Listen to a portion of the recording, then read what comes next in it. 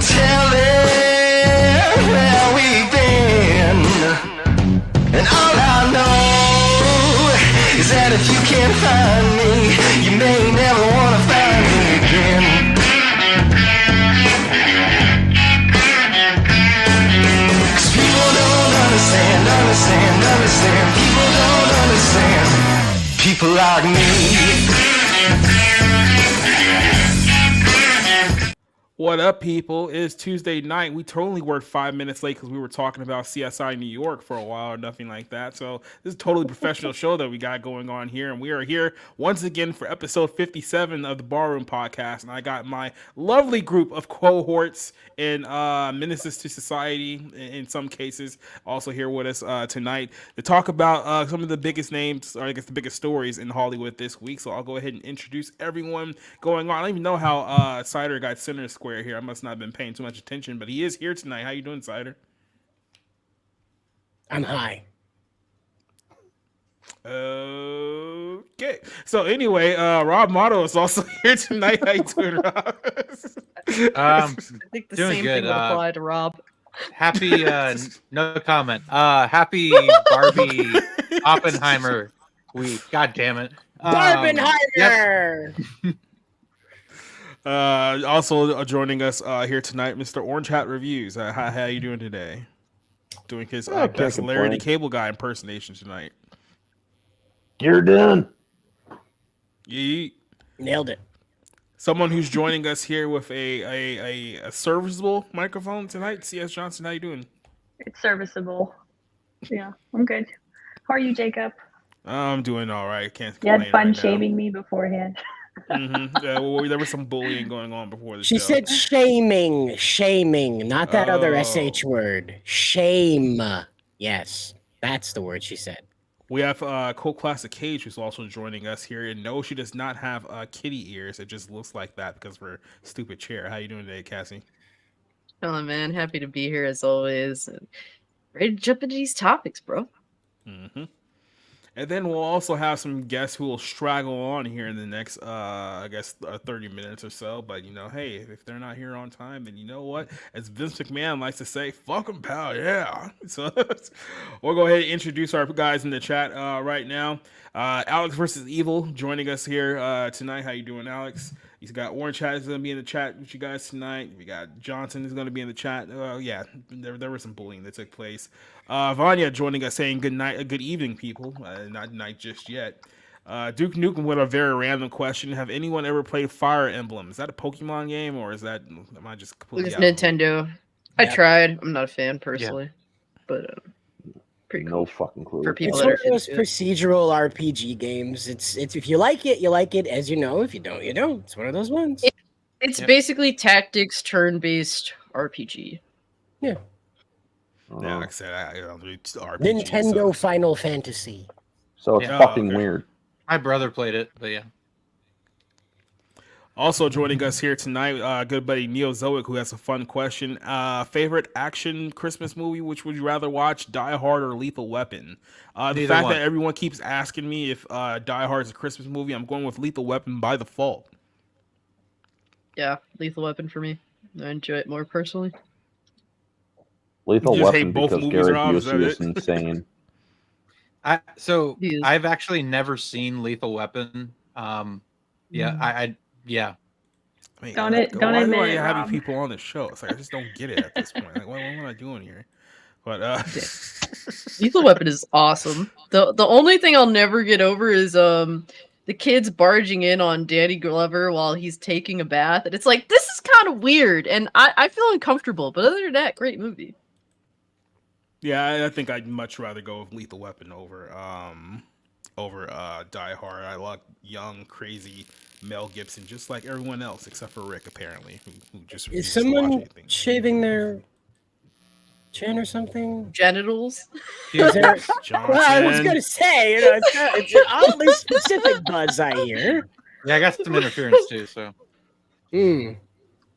Johnson. What? No, it's not me, unfortunately. Ladies, put them away. No, we'll figure it out later on or eventually at some point. Dungeon Master Blaster joining us here tonight as well. Yeah, cider's always high. I don't know if you guys have figured that one out yet. It's kind of the running gag here.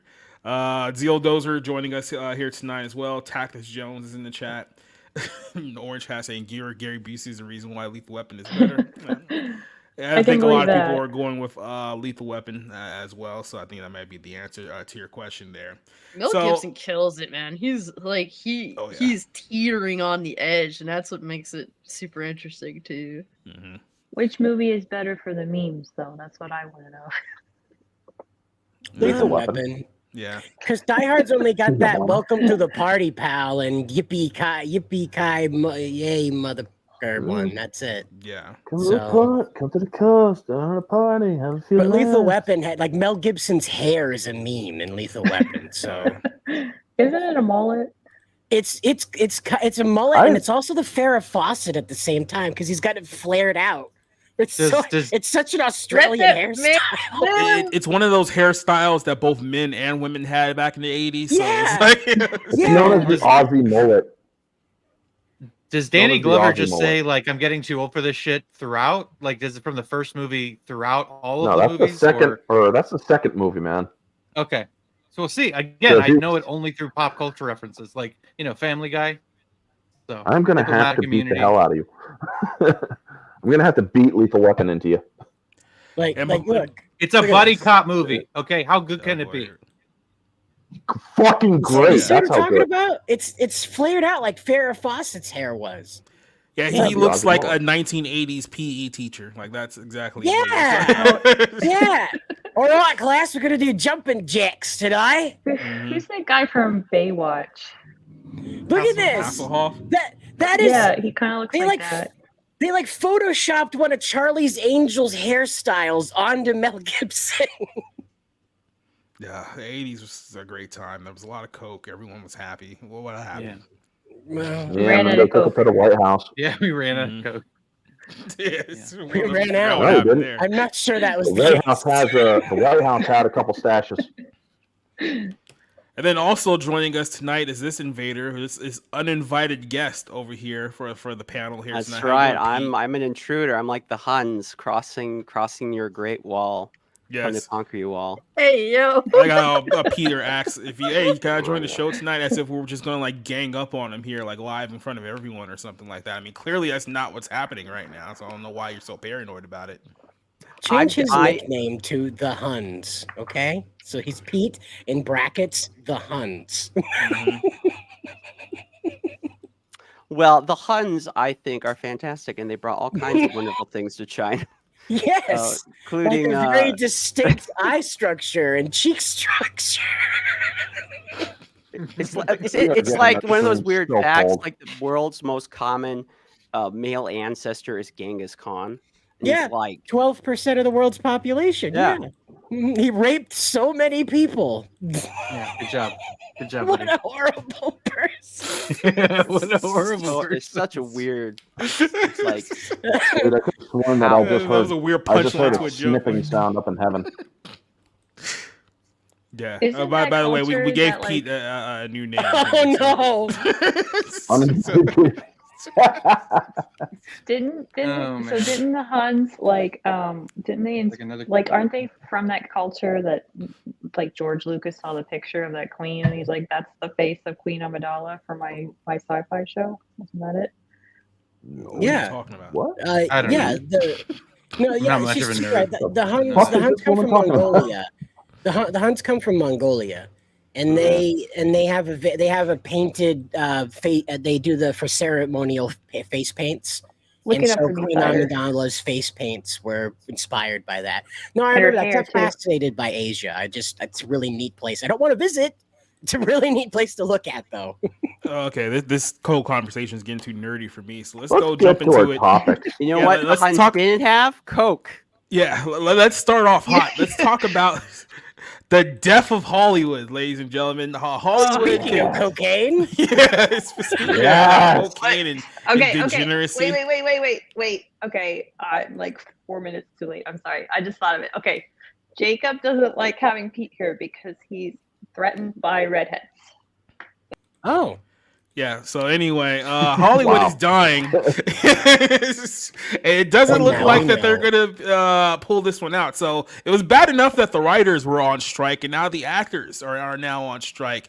And both sides seem to be making ridiculous demands about what they want out of their profession right now. So this has people legitimately asking the question: is Hollywood, as we know it, done? Like, is this going to be this beginning of a new era? Because there's talks about having AI take over, not just for writers, but possibly for actors as well. So is this strike going to be used as justification for an all new, I wouldn't say all better Hollywood industry we have going here? But this was the article from Breitbart earlier this week. This was Breitbart News. To get a sense of how much animosity is flying around Hollywood these days, just watch Ron Perlman respond to a report. The studios aimed to prolong strike long enough so that writers will lose their homes. And that was actually a legitimate story that came out in the course of this week, that the studios are in a position where, hey, look, they're losing millions to billions of dollars right now because they put way too much money into these films. No one is watching it. They're not getting a return on their money. So they're like, hey, instead of just, losing even more money, which we're going to do, why don't we just wait this whole thing out? This whole strike is no threat to Hollywood whatsoever here. And I mean, at least not to the studios. I should clarify that. But yeah, a lot of people have been upset at Disney as Bob Iger has come out and pretty much slammed the writers, slammed a few of the actors as well for being unreasonable. People are like, well, he's getting paid, hundreds of millions of dollars, and we're not getting paid anything. Well, there's a little difference between the CEO of a multinational billion-dollar corporation and a guy who wrote She-Hulk. So yeah, there's going to be some discrepancies there in pay. But 3 years after the pandemic, Hollywood seemed like maybe they were finally turning back the corner, but the enthusiasm for their new movies just hasn't been there right now. If you notice that over the last if you go back the last few months, the only real movies that have really inspired people to go to a theater has been Mario, Avatar 2, Top Gun to an extent as well. They're not getting the returns for these $300 million production budgets that they're throwing around right now. So there's a lot of turmoil, and now we're at an apocalypse now point. Right now, there's tens of thousands of Screen Actor Guild artists right now that are hitting the picket line, joining the 11,000 writers in Hollywood who have been on strike since May. A smaller clash went nuclear just in time for the release of Oppenheimer. Oppenheimer and Barbie had to essentially cancel their press screenings. Not canceling them, I mean, they still had the premieres and whatnot, but because of the actor strike, actors are no longer allowed to, I guess, promote on behalf of the studio. A lot of the Comic-Con stuff that's been going on right now, apparently a lot of the studios have pulled out of that because they can't send actors to Comic-Con. So unfortunately, Comic-Con's gonna have to be about comics this time around. But here's a little note from Fran Dresser, who's the SAG president, saying you can't just change the business model as it has changed and does not expect the contracts to change too. We're not going to keep doing incremental changes on a contract that no longer honors what is happening right now with this business model that has been thrusted upon us. What are we going to do? We're going to move the furniture on the Titanic. So there's a lot of upset people on the actor side, on the writer side, and this is people are looking at this in the same way that we were looking at this whole push for $15 an hour. Everyone needs to make $15 an hour. Well, now we're in a position where they're just looking at ways to automate jobs entirely. So once they figure out what the game is for AI and a lot of other technologies that they're working on right now, you have to start wondering, are they going to need writers anymore? Or are they really going to need actors anymore? I mean, we can already replicate people's voices, replicate people's faces. I know there was something ridiculous saying that, no, if they can get the rights to an extra, they can only use them once and not have to pay him again. They can basically use his likeness forever or some weird nonsense like that. So there's a lot of crazy things going around right now. And there's really no end to this in sight. There's no, maybe in a few weeks we can get a conclusion to this thing. There's both sides are digging in their heels and neither one is willing to budge, and one might be trying to starve out the other. So I asked you this. I'm gonna start off with Rob here because you watched a lot of movies this year, not particularly great ones. What do you think about the possibility of Hollywood being done as we know it? Is that a good thing or a bad thing about our future of the industry that we used to love so much? Yeah, I'm kind of conflicted on this. You know, I've see these headlines come out about AI and actors, sort of throwing the warning signs out there, like what's at risk, what's on the table, and the writers are on strike as well. But it's hard because a lot of what's come out of Hollywood lately has been shit. I mean, you had Christopher Nolan talk about how studios don't even try to put a coherent screenplay together anymore. They don't even they don't even try. It's about putting these little pieces together that they can kind of sell one by one. And that's incredibly depressing as someone who values the craft of screenwriting and storytelling and filmmaking in general in terms of what movie making has meant over the last 100 years. But you know what? If this is kind of what needs to happen to wake people up, great. But I'm not in favor of AI. That's like anti-art bullshit, in my opinion. You know, and if you value, what art has meant historically, and it's connecting humanity to one another, I think AI kind of goes in the opposite direction. Now, maybe it just depends how you use it. Maybe AI is simply a tool. Maybe that's true. I don't know. I'm sort of a I'm not going to call myself like an anti-tech, someone who's anti-technology, because I'm not. But I kind of like how things are right now, and most of the movies I'm interested in take place in the past. The present is incredibly depressing to me.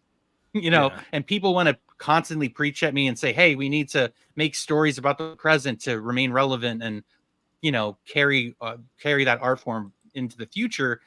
I don't know. Maybe I'm fine as a 34-year-old incredibly old man, where I'm fine living in the past. And it's not about nostalgia. It's things were literally made with a love for the craft of the art form, and that's not happening anymore. So I hope it improves, but I don't really have any hope that that's gonna come to pass.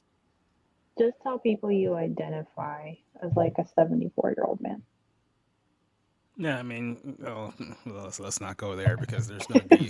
I'm pretty sure in the next few years they'll talk about, oh no, I totally identify with this age, and then we're gonna start getting pitchforks and guillotines. Let's just not go there for now. But Cider, I know you brought up this right here, a little interesting point. Let's see if I can get this blow up here. I can't hear you, Cider, by the way. Oh yeah. You're muted. Yeah, you're muted. Cider is muted. Sorry. God damn. I'm high. Sorry. Yeah, I went away from the page I wanted to show you. Okay, so you see these trimmed trees, right? Yeah. So the text here says, this is how much these guys hate Universal. Universal hates these guys. They say the executives and Universal had these trees trimmed so that the actors couldn't have shade while they were protesting them. Okay, so they are not going to talk to these people. All right, that's so unbelievable. Oh wow! Wow! They didn't trim these things. They clear cut these fuckers. If they could have cut them down, they would have. They literally spent hundreds of thousands of dollars just to trim the trees, just so. Look across the street on the property they're not allowed to protest on the private property. It's hilarious. Those trees are what used to be right there. Okay, that's what they cut down. Wow. So so what you're saying is that the chances of them getting more money out of these people are probably slim at the moment, right? Well, I want to show you. Like I pay for a program called Voice Mod, and Voice Mod gives me all kinds of abilities. Like you've heard me use the trailer voice on here before. Now let me show you this. This is a new brand of thing. This is called an AI voice replicator. So what it does is it will take what I am saying, run it into a text modifier, then back through a pre-recorded voice from a human being that's in a database now that matches up what I have said into the system instantaneously with a pre-recorded voice. So here we go. This is how easy it is for the movie studios to do what they want to do. And this is a very simple program that I paid $25 for once. Yep. So, like I said, we've been talking about this for a while now. It's like studios can't continue to spend $300 million on these production budgets and expect a return, because people are not going out there to watch these movies the way that they were a few years ago. Now, part of that's probably Hollywood's fault, because let's be honest, every single one of them backed Biden to become president in the first place. And now that the quote unquote Biden boom has happening, and now inflation is at record highs and people's making far less money than they were making 5 years ago, guess what? The first thing people start cutting out: streaming services, movie tickets, and it's hurting their industry a lot more than it's hurting others right now. But we're talking about this like it shouldn't be that hard just to find talented writers who know what they're doing. Like, the two options shouldn't have to be really horrible Hollywood writers who are in place right now and a literal computer, but it seems like those are the only two options that they're giving us at the moment. So it's like, I don't really have a dog in this fight, because I know that both options are going to suck for us regardless. I mean, it's not like we're being represented in this war at the moment. So it's like, what can we really do about it? Pete, let me go ahead and ask you as the uninvited guest here on our show tonight. What are your thoughts on kind of like the civil war in Hollywood right now? Do you have any kind of stand on it?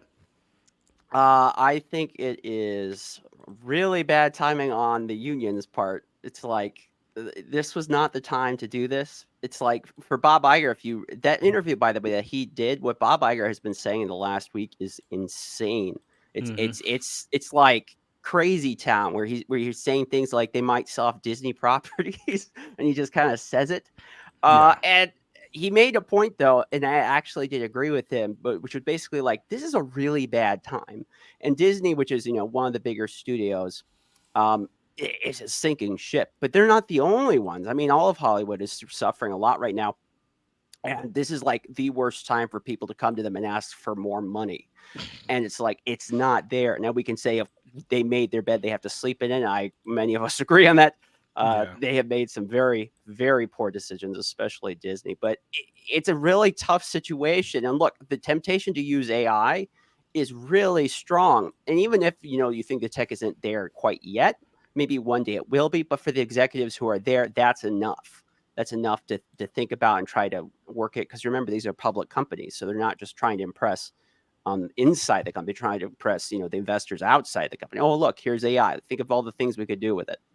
It's kind of funny. I don't want to be mean, because I have so many people on Twitter who have nothing whatsoever to do with these unions back like they're members, and they're deeply involved in this fight. And they have the WAG, like the black and red, like Twitter profile pic. At one point, the SAG, which joined them, the Screen Actors Guild, they decided that they were going to release an influencer's guide. See, if you are an influencer, if you're on YouTube, you don't want to make the SAG mad. They might blacklist you from the jobs you weren't already getting. And it's funny, because I saw lots of people like taking that very seriously. But it's almost farcical at this point, if I'm being completely honest, because like inflation is insane right now. The groceries I bought like a 12-pack of soda 2 days ago. $12. 2 years ago it was like like $4.50 maybe. Inflation around here is insane, and they're going up against all that. And like, yeah, the union, you got good points here, but we got bigger things to deal with right now. And as much as I hate Disney as it is currently, and all these other companies, I have to agree, it's kind of on their side, unfortunately. They're out of touch. Basically the equivalent of being like, this is the worst time to ask for a raise. Go to your boss, hey, what about the 3%? And these people are out of touch with everyday Americans too. I mean, they're talking about an industry that's highly specialized, that, I mean, only a fraction of actors make a living that you can actually live on, where it's not just something especially you do as a hobby. And look, I think that's inspiring. It's, if you really believe that you're good enough and that you love it enough that you can do it professionally, great. Most people can't. Most people that try can't. And that's the reality, okay? And for writers, again, writers have not produced very much good content since their last agreement in 2007. So I couldn't agree more that they picked a really bad time for this. Yeah, and the thing is, it's like, we're going down the road of AI anyway. I would think it's preferred to get these studios to force their hand instead of easing us into it, because that was their goal. I mean, they announced years ago that they're doing a fucking they're doing a war movie with James Dean being CGI'd into it. That they announced that years ago, well before this whole thing was going on. They're going down that path anyway, and I want them to fall on their ass. What is the most likely way that they fall on their ass is if they're forced, and that becomes the normal immediately instead of slowly easing us into this. A society that's thrown all this AI generated shit tomorrow is going to be like, oh hell no.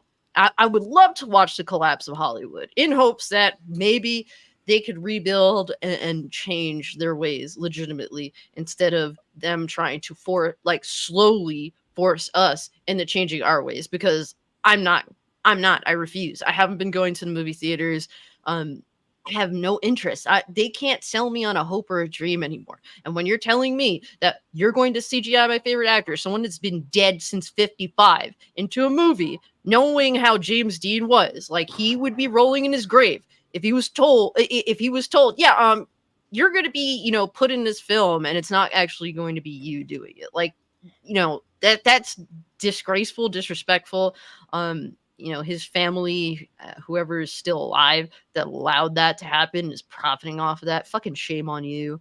And honestly, Hollywood deserves everything they're getting just because they've made their own beds, from the actors to the writers to all these, corporate motherfuckers behind it all. They did this all to themselves, and lay in your bed now. Too bad. Rick, Hollywood's dead. What are your thoughts? As my devout Christian director told me, remember, you are all replaceable. So I do feel bad, though, and I say this as someone who is a member of a union. I do feel bad for, like I've said on Twitter, the people who don't work in the industry per se, but are involved with it.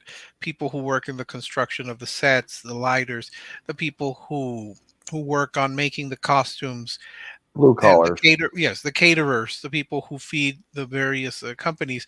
They're also going to be impacted by a long-term strike, and they've already struggled greatly through the pandemic and through the forced lockdowns. Now they've got this to deal with. And it's not going to be fun for them, but it's hard to feel for people who have really worked in making a lot of bad product. I mean, who here is going to be upset that we're not going to get any more joyrides? I mean, before I go to Cider real quick, look, I know that there's going to be a lot of good people out of jobs in that industry as well, but at the same time, I felt like this is probably exactly the reason why some of you guys should have spoken up a lot sooner than you did, because now you're in a situation where the industry itself is looking for ways to kick you out of the door, and you stay silent for a lot of the time because, hey, you didn't want to rock the boat because, hey, when we need to get paid too, well, the money's only going to be there for a certain amount of time, so... what do you got here, Cider? Well, I'll do a live demonstration for you. This is ChatGPT. This is a product of OpenAI, a company that Elon Musk started and then sold off. So what OpenAI is doing, though, is this ChatGPT database is now going to be available to buyers. So you're going to be able to buy your own very specially modded ChatGPT. So studios can have one that's specifically made to generate movie scripts with camera direction, whatever you'd like. So we'll do a live demonstration right here with the panel. Guys, you go ahead and just come up with any random thing, and we'll ask ChatGPT to come up with a movie about it. Jennifer Love Hewitt fighting the Power Rangers. Go.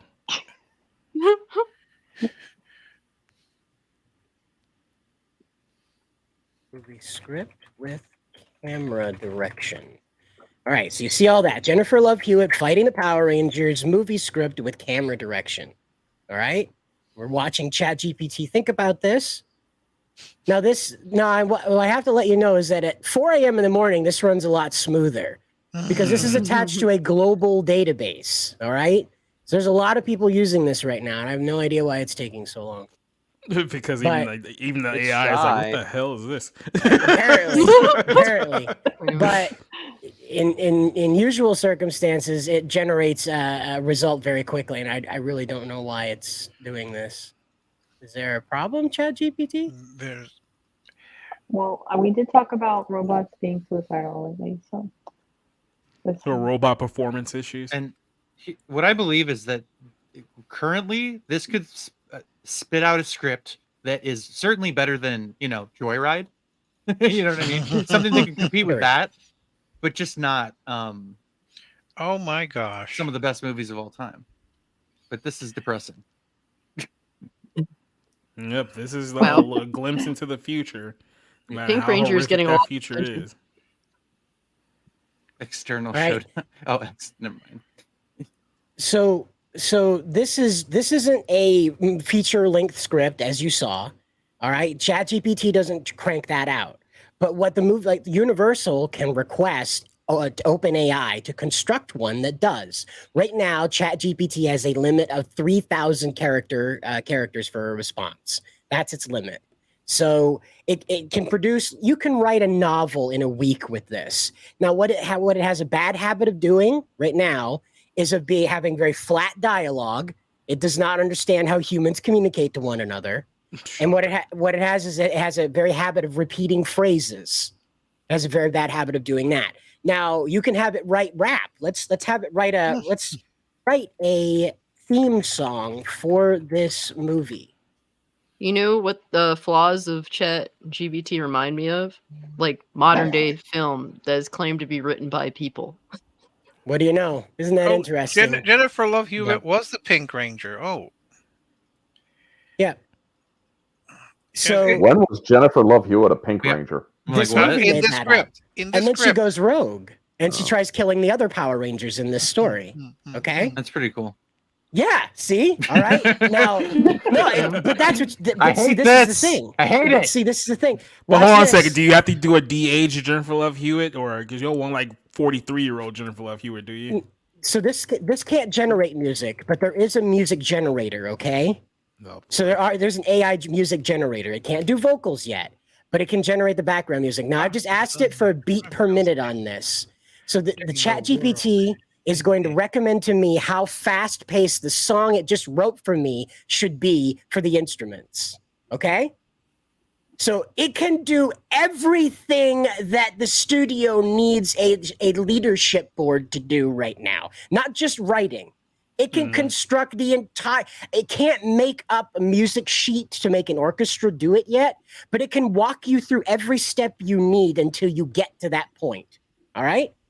So and it did it in 5 minutes, right in front of you. Okay. Now, what I'm telling you is this isn't superior to humans. What this is this trims off the fat. This trims off that annoying Adam guy with his stupid hair and all of his quirky opinions. That guy, ouch. I hate that guy. They have, if you've been hired because you're quirky, you're gone. Okay. So anybody that doesn't have a legitimate talent, skill, or like a taste, like Tolkien, you can't make ChatGPT replicate Tolkien. It can talk a little bit like him, but it drifts into its own opinion of him after a while. So if you're not that person that has like a Tarantino that has a very specific style, you're not going to survive the rise of AI. Is what I'm saying. Yep. Well, it's hard if you're not known for having a personality, like I said, Tarantino or Scorsese, somewhere around those lines, then you're just gonna be like dust into the void. Well, that sounds good. Yeah, but that sounds good to me because that's my theory anyway, that those are kind of, and I hate to be pigheaded, but those are kind of the only people worth going to see anymore. Exactly. But here's the problem. Those people are in their 60s, 70s, 80s, 90s. That's the problem. And nobody is being bred to take their place. They're all just the shitballs that have their quirky little bullshit to them. They never cultivated them. They never we never had them cultivate them like they did in the old studio system. Again, where in the old studio system, they controlled you, but they also provided you constant work. They provided you constant training. They placed you in small parts to build you up. Now a lot of people just want instant stardom. That's where all these YouTube stars and influencers and TikTok people come from. They're just famous, and then you think you're going to stick them in a movie or a television show and build a brand, quote unquote, around them. That's not creativity. As for this AI creation, look, I'm sorry, I find it hard to believe that actual humans wrote Joyride. That that was just so Makes you wonder. unbelievably bad. I don't think that they were real because none of the people spoke there like actual people. So Maybe they they work lost. for the CIA. Okay, you ever think of that? God. From within a fish tank. I mean, the way I see all this is that these folks did it to themselves. They've been Yeah. railing against AI, sure, but this is called, or this is what's known as a karma nuke. They have been railing against insulting their bait or their fan bases for years now. And they have also been saying, well, if you don't like our stuff, you're racist. And now all of a sudden, people are, or the business is seeking alternative means to try to turn a profit. If by using AI they are able to, then in Hollywood's mind, or in the business of Hollywood's mind, that is a so be it scenario. Because it's like, well, these idiots are just not making us money. Let's try to find something better. Well, let's get them to be able to say whatever we want them to say or do whatever we want them to do. And there you go. But the way that they're doing all this protest, which they are allowed to do, it's you guys did it to yourself. As much as I do feel bad for the blue collar jobs that are being lost because of this, it's like you or those who have been paying attention. If I was a person that was doing set dressing or something like that, one of the blue collar crew jobs, I would have been making sure that I also had alternate employment set up because I would have been paying attention to the failing of Hollywood that's been, or I saw this happening years ago. Yeah. I never said anything about it, sure, because I wasn't on YouTube then, but I actually saw this happening around 2016, 2017 when they all started freaking out. It's like they're going to self destruct. They are actually going to self destruct because they're losing their fucking minds. Well, And it just took 7 years to do it. Well, one of the elements that Orange Hat mentioned about insulting the audience, and I think everyone here would say that Hollywood films and television shows have almost gone out of their way in mocking people. It's interesting that, again, in the old system with the Hays Code, they were very strict about certain things. Like, you couldn't make fun of religion or religious figures. You couldn't ridicule the family. A criminal always had to be caught. It was very rare when a criminal got away with it. And sometimes to the detriment of the film. If you see the forced ending to the original Scarface, it's not that good. But those are exceptions. By and large, though, they did this because they knew they had to appeal to the widest audience possible. Once they liberated themselves from this evil production code where they could do all sorts of things, they decided that they were going to just do all sorts of things, but forget that their job is to entertain. Their job is to bring joy or sadness or move you emotionally, create something. Their job was not to shock. Their job was not to lecture. And I think everyone here is tired of lectures and tired of people just telling them how awful they are, how racist and sexist and homophobic, transphobic, Islamophobic, what have you. They don't want to see that. After a while, the audience is going to reject you. And honestly, I haven't seen any of the shows that people are talking about. I haven't seen any of the shows that are up for outstanding drama or comedy series at the Emmys. I'll watch like Facts of Life, The Jeffersons, I Love Lucy, the classic Doctor Who. I have those options. I have no idea who any of the people on Succession are. Might be a good show. It's not for me to say. Point being, They gave Emmys to the what was it, The Last of Us, which was dreadful. I mean, I don't think that people are going to be mourning as much as these actors think that they might be. It's not that important. The pandemic did a lot of damage because people weren't allowed to go to theaters. We were told just watch streaming, and now they're losing streaming programming. Willow's no longer available, and this whole AI thing. Cider made me think. We were told learn to code. Now they are going to have to literally learn to code if they want a job in the entertainment industry. Yep. The only way you're going to save it now is that you're going to have to learn how to work this AI thing before AI learns how to work itself. There are jobs that are open for prompters who train the AI. I just want to note, ChatGPT can code a clone of itself. So no, learning to code won't save you. Ay, Dios mío. Well, we'll talk a little bit more in depth about the AI side of things later when we talk about Mission Impossible, because there's a couple points I'll talk about with that one. But just to wrap up this whole scenario, look, Hollywood brought this out on themselves. For the last 10 years, they've basically been spewing about how much they hate their customers, how much they hate their fan bases, about how the fan bases don't reflect the envision of the fan bases that they want in their head. So they've literally been spitting in their customers' face for about a good 10 years. They've invested in other countries that's not the U.S., China, the UK, France, Saudi Arabia, all these other places. And then they've pushed for diversity hiring so they can have more politically charged content out there in the ether. And now they've enforced these diversity hiring. And guess what? Now people don't want to watch any of this stuff. So the reason why they're having this infighting right now is because they realize just how screwed they are. They realize that, hey, look, we bait so much money into shoving crap out to audiences thinking that, oh, they'll just buy everything, and then they realize, oh wait, they're actually not just going to buy everything because they're not spending money the way that we thought that they were. Now we're actually going to have to figure out how we're going to spend our money with these untalented hacks that we've promoted over the last few years. And now they're realizing, hey, you know what, we actually don't want to pay you guys anymore, or at least not pay you what you guys think that you're worth. And you have essentially one radical side of the left-wing Hollywood bubble versus another side of the left-wing Hollywood bubble. Essentially have, the suits versus I guess the puppets at this point.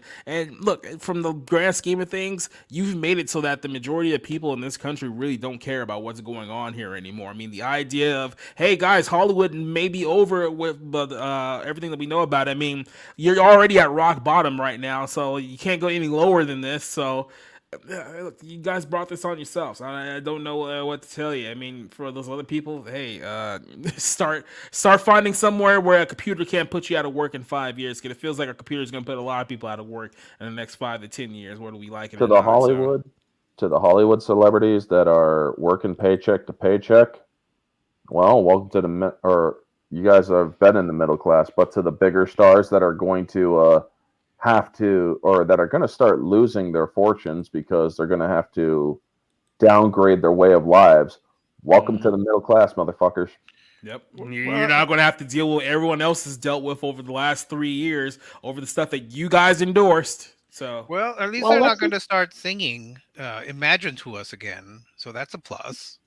They'll start running as much as I love Gal Gadot, that bitch should never have done that. They'll start running for office. Like, Hollywood contains them. So, like, if there's any reason to want the strike to be over and sensibly settled, just so it's like you can keep the cesspit in the cesspit hole. You don't want a President Fran Drescher? No. Well, I tell you one thing. She would also play the nanny again in the White House. That's the last yes, thing there you go. Reboot. They already tried to reboot it a few years ago. It didn't work.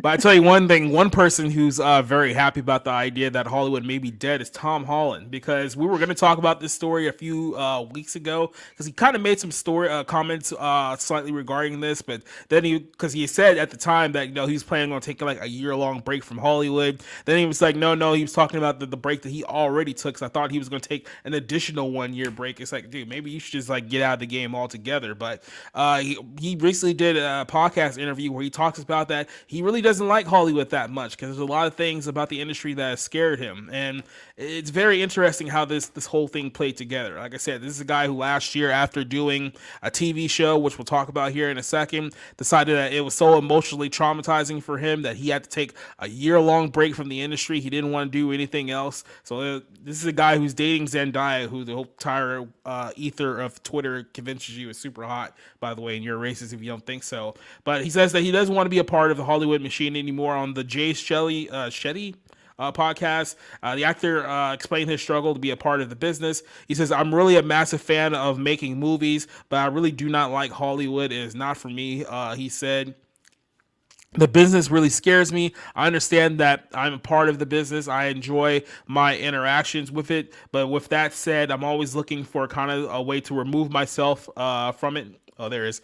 Remove myself from it and just live a normal life as possible. Well, hey, buddy, if you're dating another Hollywood actress, it's going to be kind of hard to do. So you're going to have to make some decisions here in the next few weeks.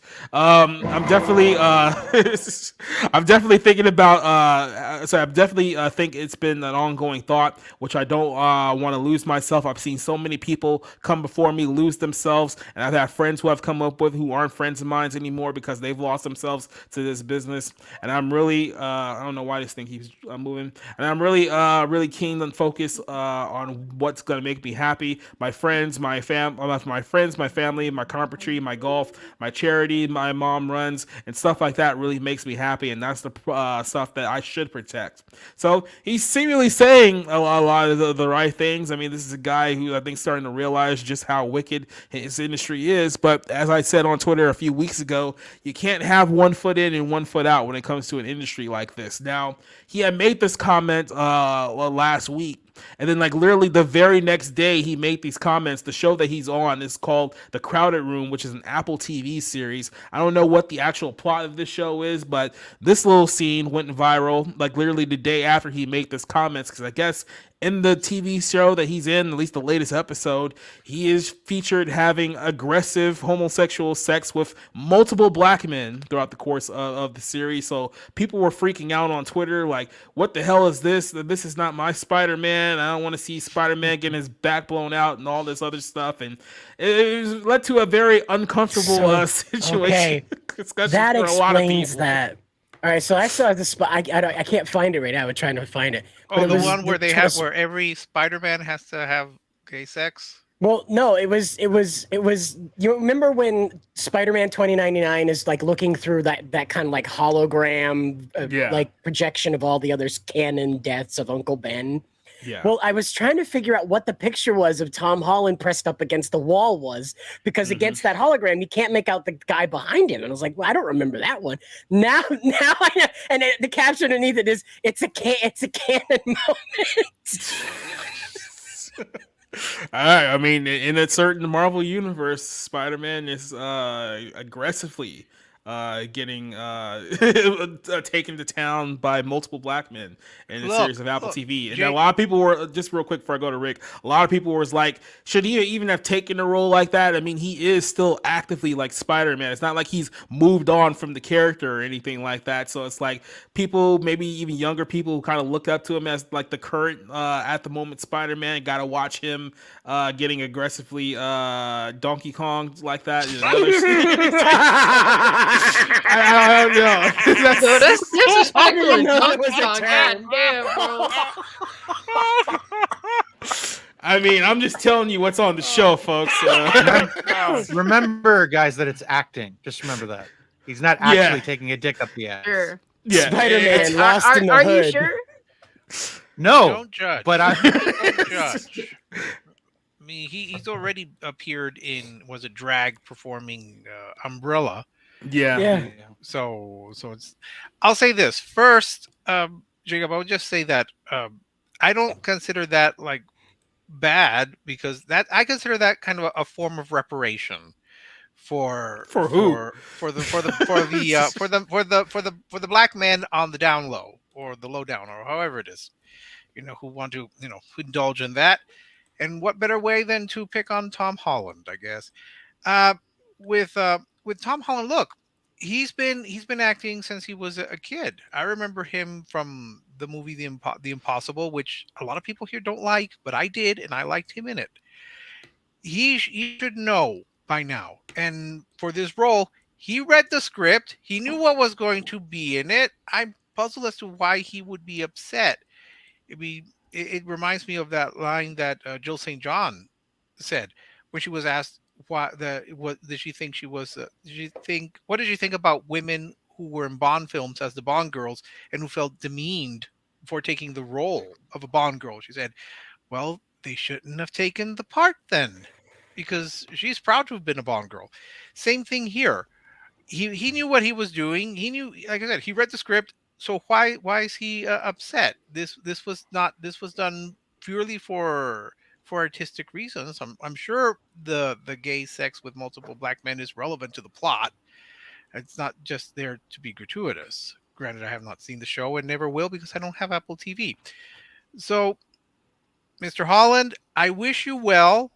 I hope that you enjoy your year-long break, something that I cannot do as I look for a literal second job to pay my bills during the Biden boom. But listen, read the scripts. You accepted the parts, and pretty soon you'll be replaced by AI. So just come down, and we'll schlep at the Whataburger together. I mean, go ahead, Cash. Go ahead. I was just gonna say real quick, it's not surprising to me that this is a thing. Hollywood, is very on the nose about sexualizing children. So their hero getting railed by black dudes is definitely not off the table. Matter of fact, they probably snicker and smirk at the very thought of it, which makes me want to vomit. But this is the reality that we live in, guys. These are the sick motherfuckers that are out here that there are people that actually get off to the fact that this is a thing. So, yep. And well, then people wonder why I no one has any sympathy for him when their industry goes kaput. I mean, Tom Holland, this is the guy that said, I want to play a gay Spider-Man. No, that and it's like, well, you're not Spider-Man, but you are gay in this movie. We're down for it.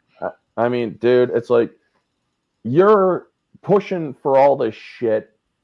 Well, suddenly you got kind of into that shit, and then you found out, well, this sex part of Hollywood is not as hot as you'd think it is it? Because you got to deal with a dude probably trying to stick a lead pipe up your ass, and the reason why you're doing that year away from Hollywood is so that your asshole will stop gaping. I mean, I know it's not real, folks, but still, it's a great joke. But no, I mean, dude, you just got the real taste of Hollywood, and now you're finally figuring out, oh shit, this is not what I thought it was, all good, glamorous, and whatnot. Congratulations. This is what the real world looks like.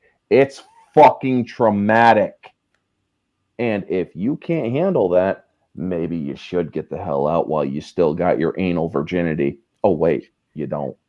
Well, he could also go to the stage. He could perform in the West End. He could perform in the UK. Or he does not necessarily have to go to Hollywood or make Hollywood television programs. So why is he? I'm not feeling any sympathy for them. The answer you're looking for, Rick, is money. That's why everyone does it. I mean, look, if you just wanted to do television shows and do movies, you don't have to be a part of the Hollywood system, but they're the ones that are going to pay you the most money. So if you want the money that they offer you, you're going to have to do some things that might eat away at your soul, quite literally. Yeah, and look, I've never been a fan of Tom Holland. I can't even point to a genuinely good acting performance he's given. I haven't seen The Impossible, this movie Rick likes. I know Naomi Watts is in it, and Ewan McGregor, and it's about, I think, like a tsunami, and a family survives. Christmas looked really cheesy, but yeah, no, look, but I do sympathize for somebody that, and I'm not saying he was, somebody that's naive about the whole Hollywood system. You can sign up for something and not understand the machinations behind it, how it's going to be shot, how it's going. I mean, there's editing, there's how it's marketed. There's all this shit that you can be unaware of, and maybe he shouldn't be so naive to be in that place at the end of the day. So talent is ultimately what makes me sympathize with actors in Hollywood, and I haven't necessarily seen that out of Tom Holland. So, you know, maybe he improves, maybe this gives him more depth as a performer, but yes, Hollywood is a dark place, and you have to be incredibly tough, and you have to hopefully he has a good partner in Zendaya that's looking out for him. I don't really get that feeling though. Yeah, I wouldn't hold my breath on that one. I mean, well, isn't she doing her own gay sex shit in that? What's it called? Yeah, well, it's just it's a train. It's a choo-choo train scene that she's doing. I wouldn't be surprised if she recommended it to him. I mean, like most I know. Gay Yeah, honey. Stuff is you gotta take this big B or BBC because women. holy shit, it's great. Listen, Zendaya did win an Emmy for that. Was it Euphoria? So, did she? So, yes. Yeah, that's what I was talking about. Yeah, she's won Euphoria. a bunch of apparently for that terrible show. So, yeah, and I mean, in a certain sense, yeah, I can understand how Tom Holland can be very naive. I mean, he still looks at these really old movies like Empire Strikes Back. You see that really old movie? You see that really old movie? Mm-hmm. That was his whole dialogue in all of the Spider-Man movies. That's why I wanted to just smack him, and why I just can't stand his version of Spider-Man. He's a total idiot. But hey, he should. I'm not quite convinced that he's naive because, like I said, he's been working as a child actor. He transitioned from child actor to a remarkable, a successful star as Spider-Man. But outside of The Impossible, I can't think of a movie that he's been good at, and I can't think of a movie where his name has sold it. Who here watched? Was it Cherry? Who here has watched anything that he's done outside of Spider-Man? Yeah. Well, I've seen a couple of things that he's done outside of Spider-Man. They just haven't been good. And let me say this, because there's two ways of looking at this. I do not like Tom Holland as an actor. Outside of, I didn't like him as Spider-Man to begin with. I think the last Spider-Man movie, that No Way Home, was the first time I actually liked him as Spider-Man, as the character, and that's his fifth or sixth appearance up to this point. So he only just impressed me as the character in the very last outing, which hasn't been a lot. I've seen him in a couple of other movies. I think the best thing that I've seen him in is like The Lost City of Z, and I think he's barely in that movie at all. I've seen him in some really bad movies. Oh yeah, I think he plays what's his name, son in the film. Yeah, I think he plays the son. Right. And I didn't like Lost City of Z. Mm-hmm. I did. He was also in Chaos Walking, which is one of my worst films that year. That was absolutely abysmal. So as an actor, I don't like him in a lot of stuff. But then I can flip it around and kind of look at it as a person. I can see this guy as, keep in mind, the only reason, this is a little story just in case you guys didn't realize this, the only reason why he became Spider-Man in the first place was because the role was supposed to go to Asa Butterfield. He was the actual first pick for the MCU to be Spider-Man. The problem is that they had casted him in the role. They told him, okay, shut up until we make an official announcement, and they essentially caught him telling people that he wasn't supposed to tell that they had casted him in the role, so they went with their second option, which was Tom Holland. So that's why he ended up being Spider-Man in the first place. So this is a guy who got the role of a lifetime, being one of the most iconic comic book characters ever, arguably the most iconic one ever in Spider-Man. Like I said, being naive to how the realities of the business.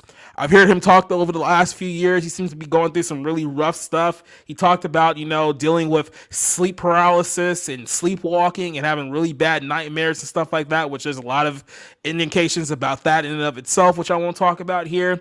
There's talks about him having, a drinking problem because he couldn't get, good night's sleep.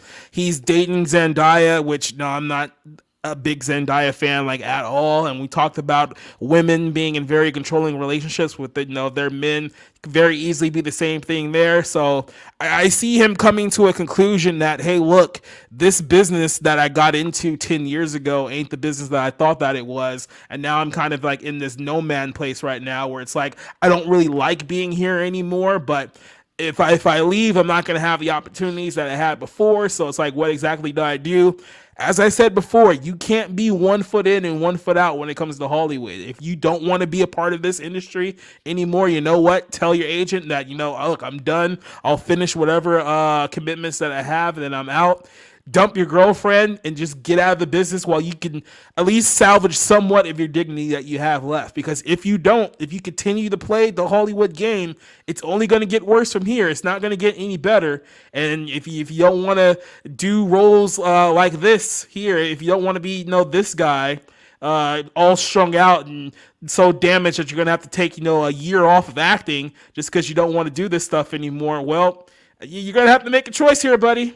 You're going to have to make a choice. So I can sympathize him as a person, and I hope that he does find a way to kind of break out of this whole thing, because I think he is being used in a lot of ways with that industry. But like I said, the reason why it's so hard for people to remove themselves from Hollywood is because money and fame, and people are addicted to money and fame, and very few of them, even when they realize that it's having a negative effect on their lives, will walk away from that because that's what they value. So like I say, you're at a crossroads. You gotta have to make a choice, buddy. That's all I can say to you. And I will say, like, with that too, like, I'm sure 15 years ago the system was just, I mean, like, we had the last writer's strike in 2007, 2008 and stuff. So I'm sure going into it, there are some surprises and changes that are there anyway that nobody would have expected. I mean, like, nobody really expected Weinstein to get hauled off to jail. Nobody expected John Lasseter to be like shoved into Pixar's closet and then out the window. I mean, like, a lot of these entertainment industries have had a lot of shockwaves just from that, and the women taking over, like Victoria Alonso getting power.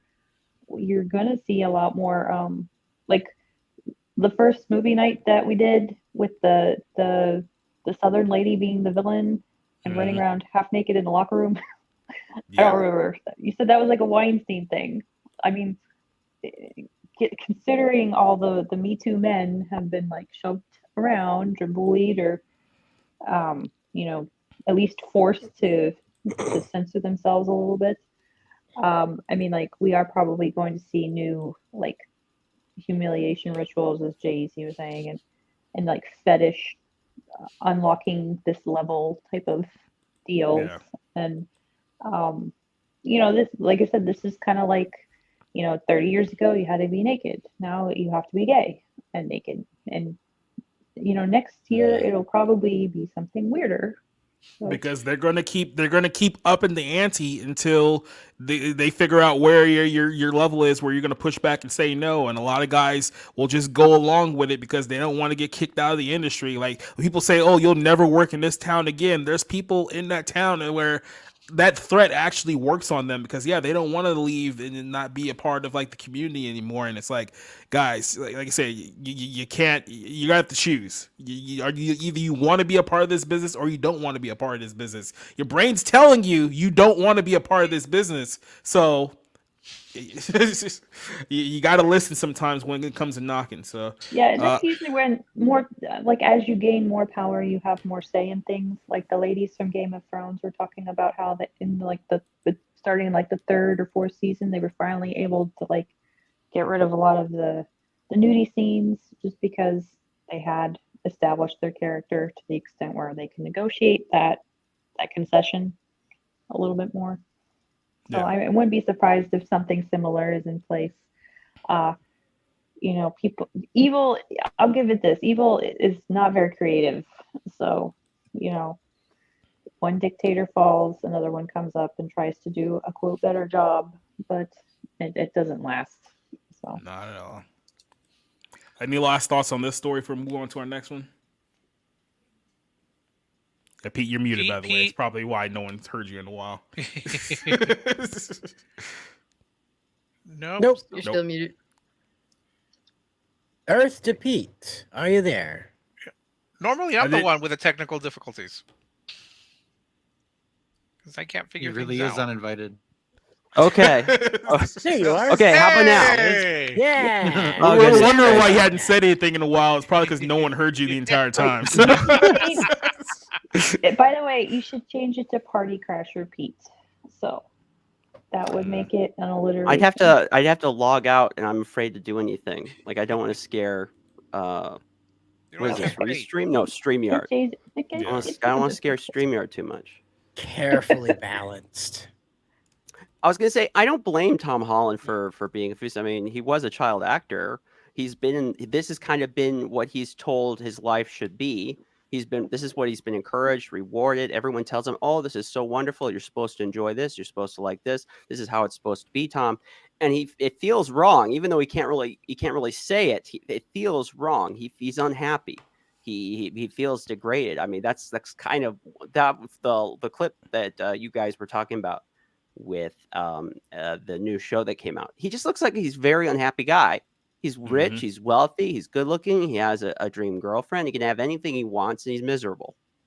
It's because the values of today do not teach people anything that's lasting, and you won't find lasting happiness in Hollywood or even in many careers. You have to have the life balance, you have to do what's meaningful, and Hollywood degrades people on purpose. I mean, they get it's a power thing. They want to control you. And unfortunately, American audiences sometimes encourage this because there's this feeling, especially those that enjoy theater, that you're not truly a great actor until you're doing roles like that. Famously, Daniel Radcliffe, to make sure that he wouldn't get typecast and disappear, he decided he would do the stage play naked where he has the horizontal mambo with a horse. So it's messed up. It's messed up. It's not good for people. And I think the people who seem to stay longest in Hollywood, stay on top, are the ones who seem more disconnected. Harrison Ford is a fantastic example. Here's someone that's kind of there, but he's hated it. He's been a grouch. Very few people like him, but I honestly think he's probably happier than 90% of the people working over there. And Tom Holland's either going to have to learn standing up for himself, finding real values, or he's just going to continue to be sad. I feel bad for the guy, but sorry, I was just going to say Tom Holland is not Harrison Ford either. You know, he doesn't have that kind of charisma. No. But I'm just saying, he could, if he continues on his present path, just doing whatever they tell him to do and what they say. Oh yeah, people will love this. This is great. You know, big handshakes, big pats on the back. It's not good for him. I don't know. I don't understand, because he is a child actor. It makes me wonder: are his parents providing good advice? Does he have someone that's actually leading him in the right direction, or does he have a bunch of people, yes men, people that just want to take advantage of him? Sometimes, like, fame and success is a terrible curse, because it makes you so lonely. You have no real people guiding you. Well, that's another thing with Hollywood too. It's like you think that the parents would be there to like protect you, but in Hollywood, that's never the case. I mean, the parents are in a lot of ways aiding and abetting a lot of the evil stuff that goes on in Hollywood to begin with. So, anything with the Nickelodeon kids, of that. That's constantly, the it's like the number 2 thing. Like, after they get through the main casting, then they would have to go to the pool party. And the parents were allowed to come, and the parents would bring them and tell them, "Oh, do this, say this," like encouraging them. Yeah, It's messed up. It's messed up. Yeah, why were parents bringing their children to Michael Jackson's Neverland Ranch to begin with? Like, there's a lot of scummy things that happen with the parents too, unfortunately. So, Tom, if you want my advice, if you ever watch this, which I highly doubt, get out now while you can. Just get out. Dump your girlfriend and go be happy somewhere in a farm somewhere, because you ain't gonna get it in Hollywood. Otherwise, they're gonna actually put you in the casting couch. Tom, if you haven't been there already. Tom, you can dump your girlfriend into one of those sandworms on Arrakis. You'll get the best of all worlds there. Yeah, dump her before you end up like Keke Palmer's boyfriend. And you don't want to suffer that fate. Just get out while you can. Poor bastard. Little did you know, Tom Holland, huge fan of the Barroom Podcast, Your Own Society Review. So be like Tom and subscribe, hit like, and hit that bell so you know when Jacob goes live. Yeah, I'm more of a friend than anyone you have in the industry, so take that money how you want it. But let's go ahead and talk about. I was very while I was very anarchic with my comment about your asshole, just know it was all in jest. No, it wasn't.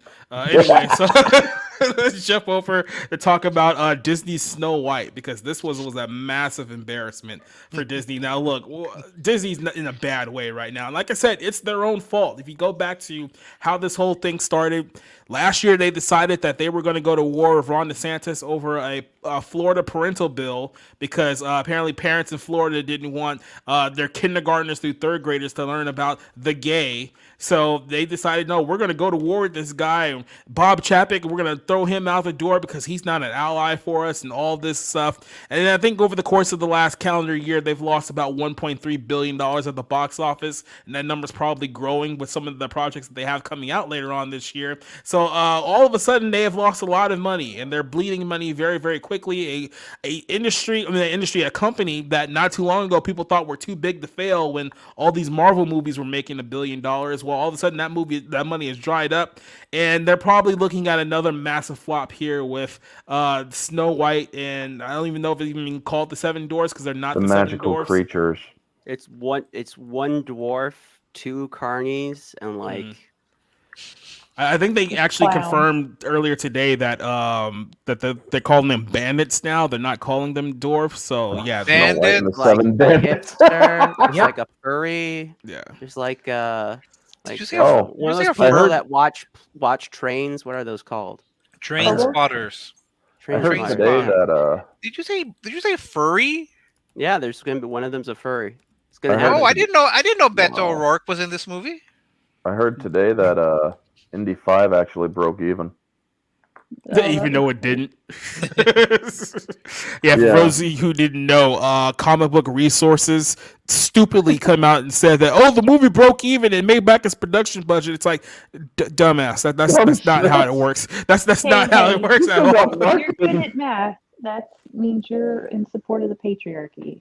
Yeah. Like for the record, Indiana Jones needs like north of like $800 million to break even. They're nowhere close to that. So what did they make? What was the production budget?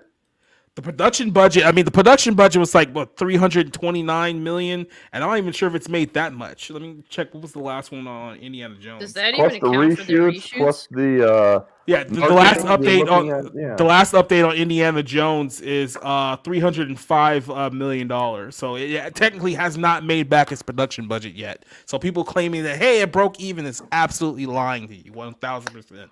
Oh, so it was Comic or CBR that did that shit. Yeah, so maybe that was. Then I should have known, or I didn't know it was them, because if it was them, I wouldn't have said shit. Yeah, it's like one of those technicalities. It's like technically, if you look at it, international releases, and when you focus in the southern market, technically, if you ignore all the other aspects of our budget, we actually made money. So yeah. Also, technically, if you pay attention to how much of a cut each of the frickin' countries take from the box office on first and second week. Mm-hmm. Especially China, I'm looking at you taking 95% of the cut. China's like, no, this is our money. Yeah, this is our yen. Go fuck yourself. Do they let? It's been a while since I looked at this. Sonny Bunch is actually in our Twitter group. He wrote some stuff on this, but I'm not sure they actually let that money leave China. I think it actually has to stay in the country, because I know that's how it is for many of the businesses. That might be true for the box office as well. Wait a minute. Sonny Bunch is in our Twitter group. That's news to me. Are you sure? Who the hell is Sonny Bunch? No, not Sonny Bunch. I that was a complete brain fart. Okay, because I have like a blood feud against that guy. Very tired. I was like, there's no way he's in our Twitter group. You're not talking about Christian Toto, are you? Toto, yeah. Okay. I'm going to tell him that you confused him with Sonny Bunch. He's going to be very happy to hear about that. My apologies. I'm not. He's an asshat. Yeah, he's an ass clown. From an unbiased source. So Sonny Bunch. Do you know what the Bulwark is, Orange? No. Oh, the Bulwark. Well, he's the film critic. Yeah, the Bulwark is this. Shut up! Oh my God, I don't care. Anyway, back to Snow White. So Snow White and the Seven Dwarfs here with the film coming out with Rachel Zegler and Gal Gadot. They had some photos released, some set photos that got released, and they got absolutely torn to shreds on social media based on this, and to the point where they actually had to initially deny that these were their photos until they had to admit that, okay, yeah, these are totally our photos. So this is what the seven dwarfs look like. I do use dwarfs in quotation marks, but this is what your seven dwarfs are going to look like in the new Disney live action movie, which I'm pretty sure they spent like $250 million on this budget for. And yeah, aren't you guys excited by what you see here? The Snow White. Doesn't this look one amazing? of the Those dwarves dwarves- a female? Yeah, at least Yeah. one. The You know second those- to last one is definitely a woman. Yeah, The one in the back actually looks like Jared Leto. these dwarves are taller than I am. Yeah, but well, Yeah. here's the other thing. Technically, they're not dwarfs because they were supposed to be dwarfs, but then I guess somebody complained that, oh, you can't actually Peter have little Dinklage. people. Yeah, Peter Dinklage.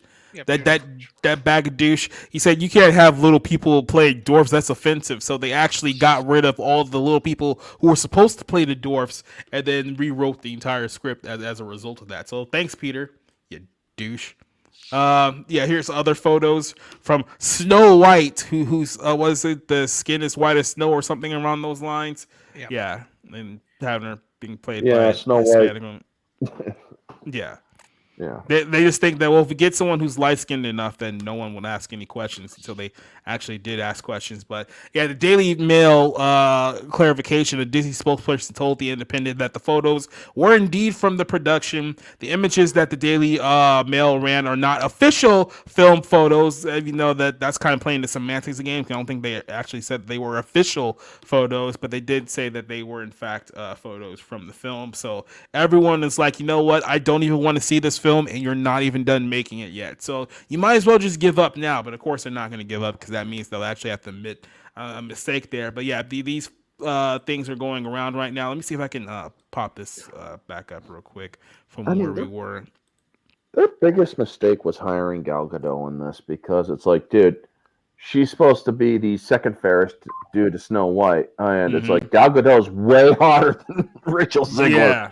Well, It's like John, it's like you have no concept of the story that you're telling here. well, actually, John Trent has a like conspiracy theory about this, and it's actually pretty solid because in the story, the release of how this in an interview with Gal Gadot and Rachel Zegler, they explained that fair means, well, they didn't say it outright, but they bounced around saying fair means like fair, as in like you judge everybody fairly. It has nothing to do with your beauty anymore. Oh my gosh. So that's what it's about. Please The don't. fairest of them all is being, Oh, yeah, girls.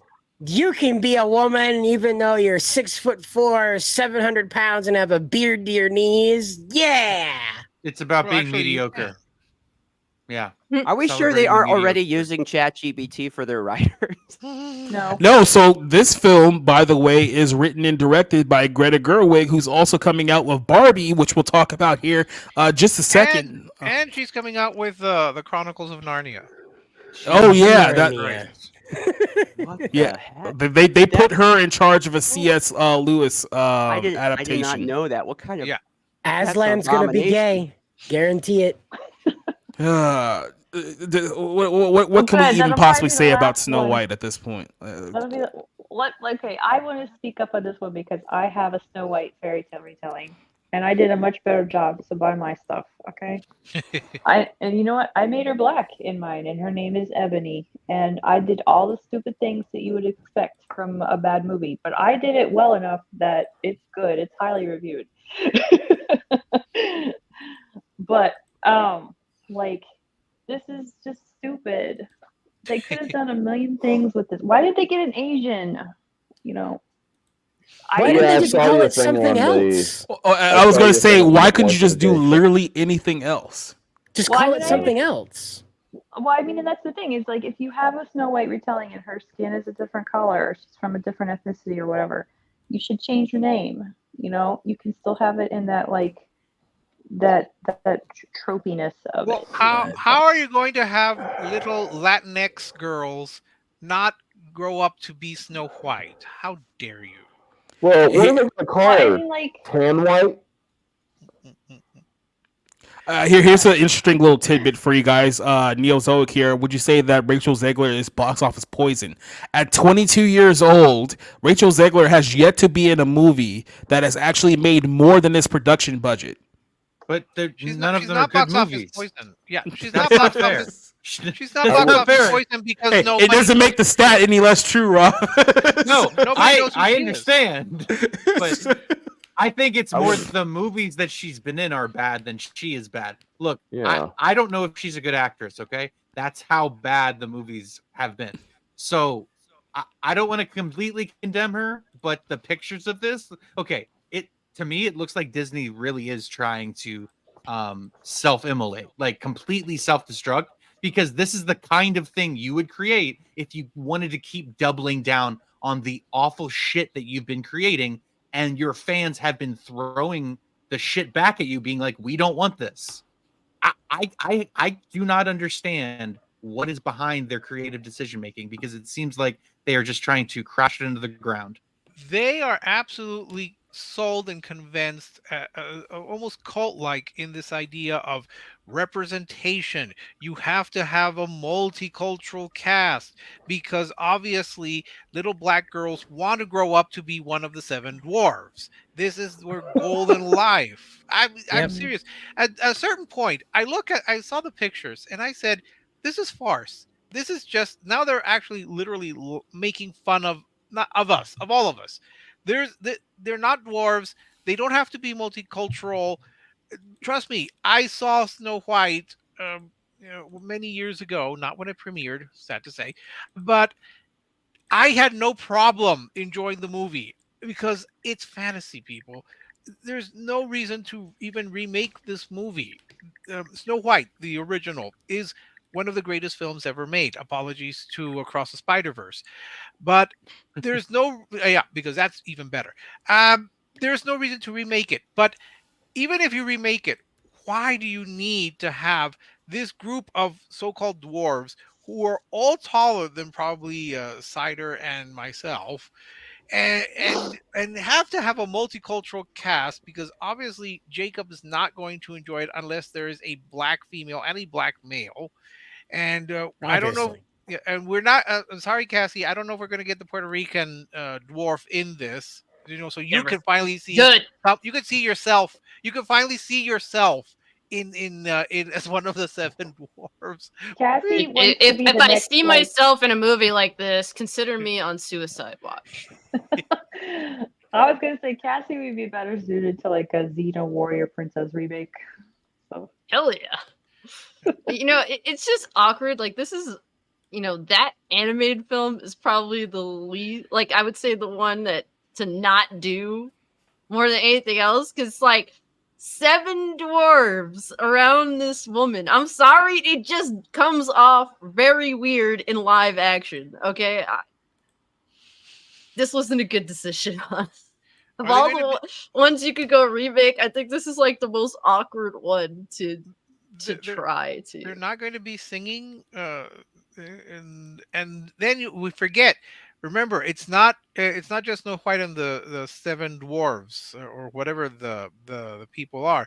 It's about female empowerment, because she's not going to be singing "Someday My Prince Will Come." That's not what it's about. She's going to go and make her own fortune. She's going to be the prince. She's going to take over the kingdom. Yes, that's in the interview. Rachel Zegler says that. Yes, she says that. Of course, like the thing is by their standards. Yeah, well, I'm not surprised by that. I was like, there's no way that the movie's gonna end the way that it does in the animated film. Like, oh, the prince kissing her, and she's like, it's not gonna happen. Like, we already know they didn't even give you that in The Little Mermaid. You think they're gonna give you that with Snow White? Yeah, this is not Snow White. This is another bastard film that is just using the name Snow White, and they're doing all this bullshit. And guess what? It's going to absolutely flop, and I'm going to laugh at your fucking failure, Disney, because you are a complete abomination to your own name. Stuff like this is just like, why does it exist? How far gone has Disney become to the point where they think that this is a good idea? This is a great pitch. Let's do this. And it's like, you have to wonder what gets cut from being even coming to life to fruition for garbage shit like this. They You are mean- running out of properties to raid in their Disney vault. They are literally running out. It's the same company that made anti-heroes out of Maleficent, the antagonist of Sleeping Beauty, and Cruella, the antagonist of 101 Dalmatians. And Sleeping Beauty is a classic. To me, it's a classic fairy tale. It's not even like a great Disney movie. It is a great Disney movie, but to me, it's just a great like fairy tale story. And I'm sorry, but like the whole point of it is that she's rescued by the prince at the end.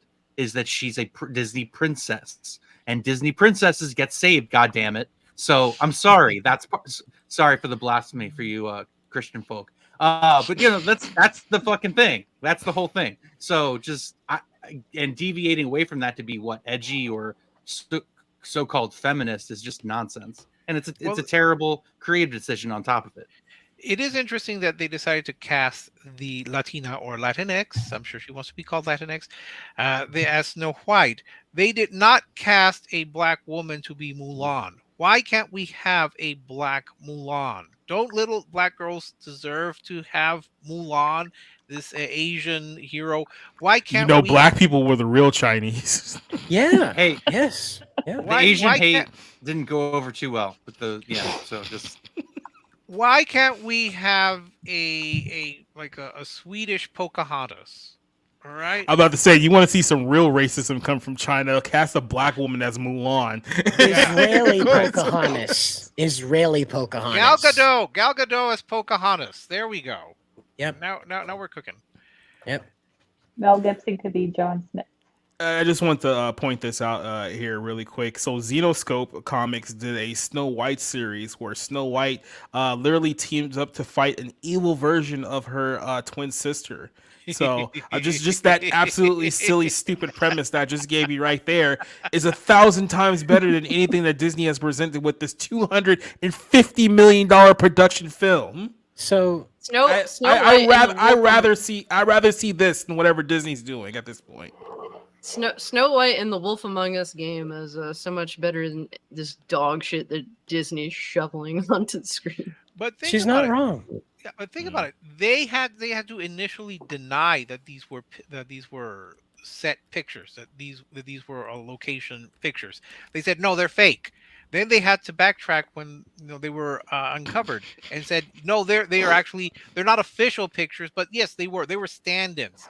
How bad does your idea have to be where you have to lie and try to pretend that this is not what you would plan to do? This is an even bigger question than that. They tried to deny it because they knew that the pictures were embarrassing. If you knew the pictures were embarrassing, why didn't you immediately recast everyone involved so that way when it does come out, you don't have to sit there and pretend like, oh no, this isn't our production. Okay, it's our production, but there's not like official photos or anything like that. Like, you knew it looked like shit beforehand. It's like, you could have fixed this. Like I said, do we have pitch meetings anymore? Do dailies still exist? Do they still happen in studios? No. Does Disney still do dailies? They're not going to recast because then they'll be accused of being racist and sexist and homophobic, transphobic, Islamophobic, what have you. And they think that is worse than making a product that no one is going to be interested in. You've seen this. I'm sorry. Is there not a little Jewish person sitting in a room watching the dailies going, "Oh no, I'm ruined"? It's like no one does that anymore in Hollywood. Is that why they're dying? Is that why they're literally going to die? No, I guess not. They need to stop, and they really need to focus on getting actual or original stories, rather than just raiding the Disney vault. I mean, if they want to just pull Walt Disney out from his frozen state and defrost him, I'm sure he could come up with better ideas right now than they have his head connected to an electric generator and they're just turning it over. Wait for it. Wallene, right? Disney this fall. Wallene Disney this fall. The story of how a woman became a man in order to found the Disney empire. And it's this whole expose about how Walt was a woman and he taped his tits down the whole time and drew a mustache on with mascara and fooled the world. No, you wait. We can't have that because Walt Disney was an absolute anti-Semite who wanted to have. No, that'll be the different stuff. patriarchy smearing her. That'll be the patriarchy smearing her. I think Walt Disney was dancing with Leni Riefenstahl and like made her his mistress, I think, for a while. They were just gal pals. Maybe Mickey Mouse can be like his furry DID persona. Hers, right? We got to get her pronouns right, you know? You wait, it's coming. It's coming.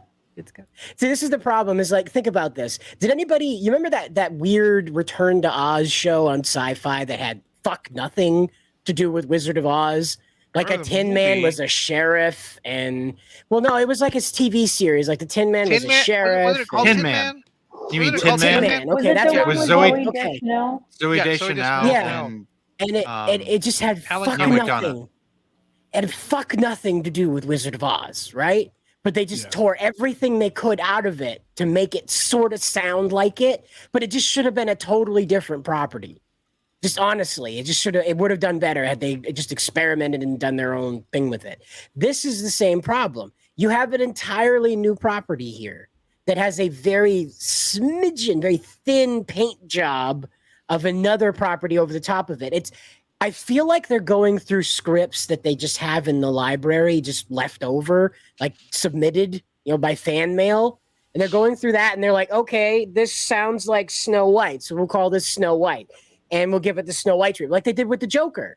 They just found this random script, and they were like, "Yeah, let's smatter some Batman on it and send it out."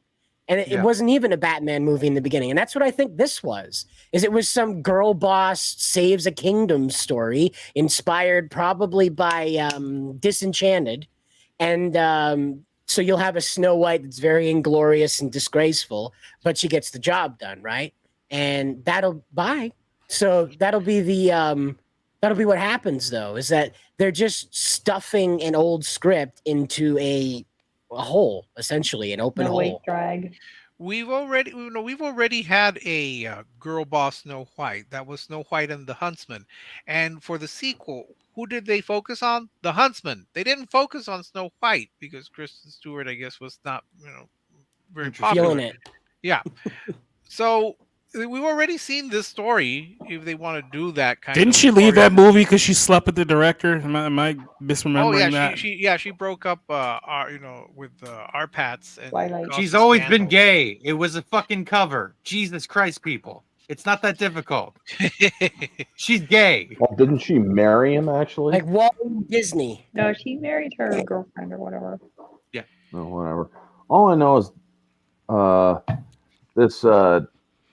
this whole thing with the pictures being leaked and Disney denying them reminds me of the Dorkfish segment from Bill Engvall. It's like, because you know that, or it's like, what is that? Oh, nothing. And then, because you know somebody's going to stick their head out and say, yeah, we're the Seven Dwarves. I mean, it's like, what the fuck is going on here? Because did you guys honestly, this is the age of the digital era. We're going to be able to verify whether this stuff is fake or not. And I'm sorry, you can lie all you want. You're not going to get away with the lies because we will eventually figure out the truth. It's not that hard to figure out the truth with you fools at Disney because you lie about everything. So basically just believe the opposite. There you go. But it's like, I saw these pictures and I'm like, well, that's definitely not Rachel Ziegler. She's a little bit darker. And whoever the hell these people are, they should have just hired Brad Williams to play all Seven Dwarfs because, damn, dude, that would have been one hell of a comedy skit. Because kind of the same way they did one Oompa Loompa in the remake. They had the same actor, and they just digitally recreated him. I think that's what you're going for. And that probably Oompa Loompa's better than Hugh Grant as the Oompa Loompa, but that's a subject for another day. Any final thoughts on this Snow White disaster? Cancel the film. Please, Yeah, just seriously. cancel the film. Go Batgirl on this. Cancel the film. Save the money, and Like, save look, yourselves the humiliation. just eat the $100 million and move on. Like, don't even bring this out to the ether. Just stop. just Yeah. stop. Yeah, I mean DC, Release they it so you cut, can go further into debt. Batgirl. I think this qualifies for the same treatment for the same fucking reason. Clearly, this film is Yes, an obvious brand. detriment to the brand. That's irrevocable brand damage. Not to mention brain damage.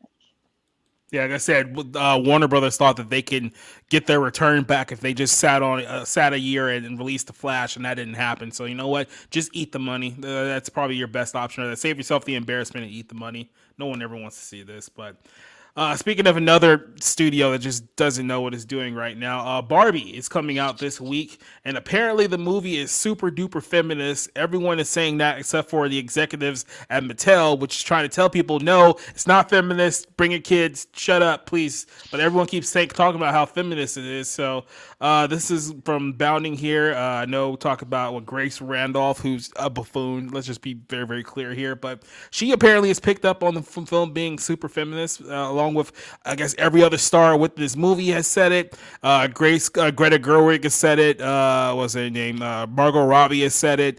The dude from Shang-Chi has said it. Like Kate McKinnon is also like, everyone is saying that this movie is super duper feminist. And they know that at least the studio is smart enough to know that there's a negative connotation with that. So they really want their actors to shut the hell up and just promote the movie. But they keep saying it. So we'll figure out what happens here in the next couple of days. But the upcoming film was declared as super feminist by Grace Randolph, like I said, is a buffoon. She posted on Twitter, Barbie is one of the greatest movies she's ever seen. Greatest movie she's ever seen. Not another one. Not another one. With the greatest film ever made. What is it? She's dumb. It's super fun, super feminist, and I could watch it on a loop to see so much of what I think and captured in the movie was incredible. The review of Margot lifts like later. I'm pretty sure she posted a review of it. No one really cares. I think she also added on here. Oh yeah, no, I'm sorry. There was a second. Here. Oh yeah, she said that somebody asked her, "Can a 6-year-old see it?" Even though it looks like a bot account, but it says, "I don't know if they would enjoy it. It's like the Truman Show." So it's like a dystopian sci-fi movie. Yeah, you fucking idiot.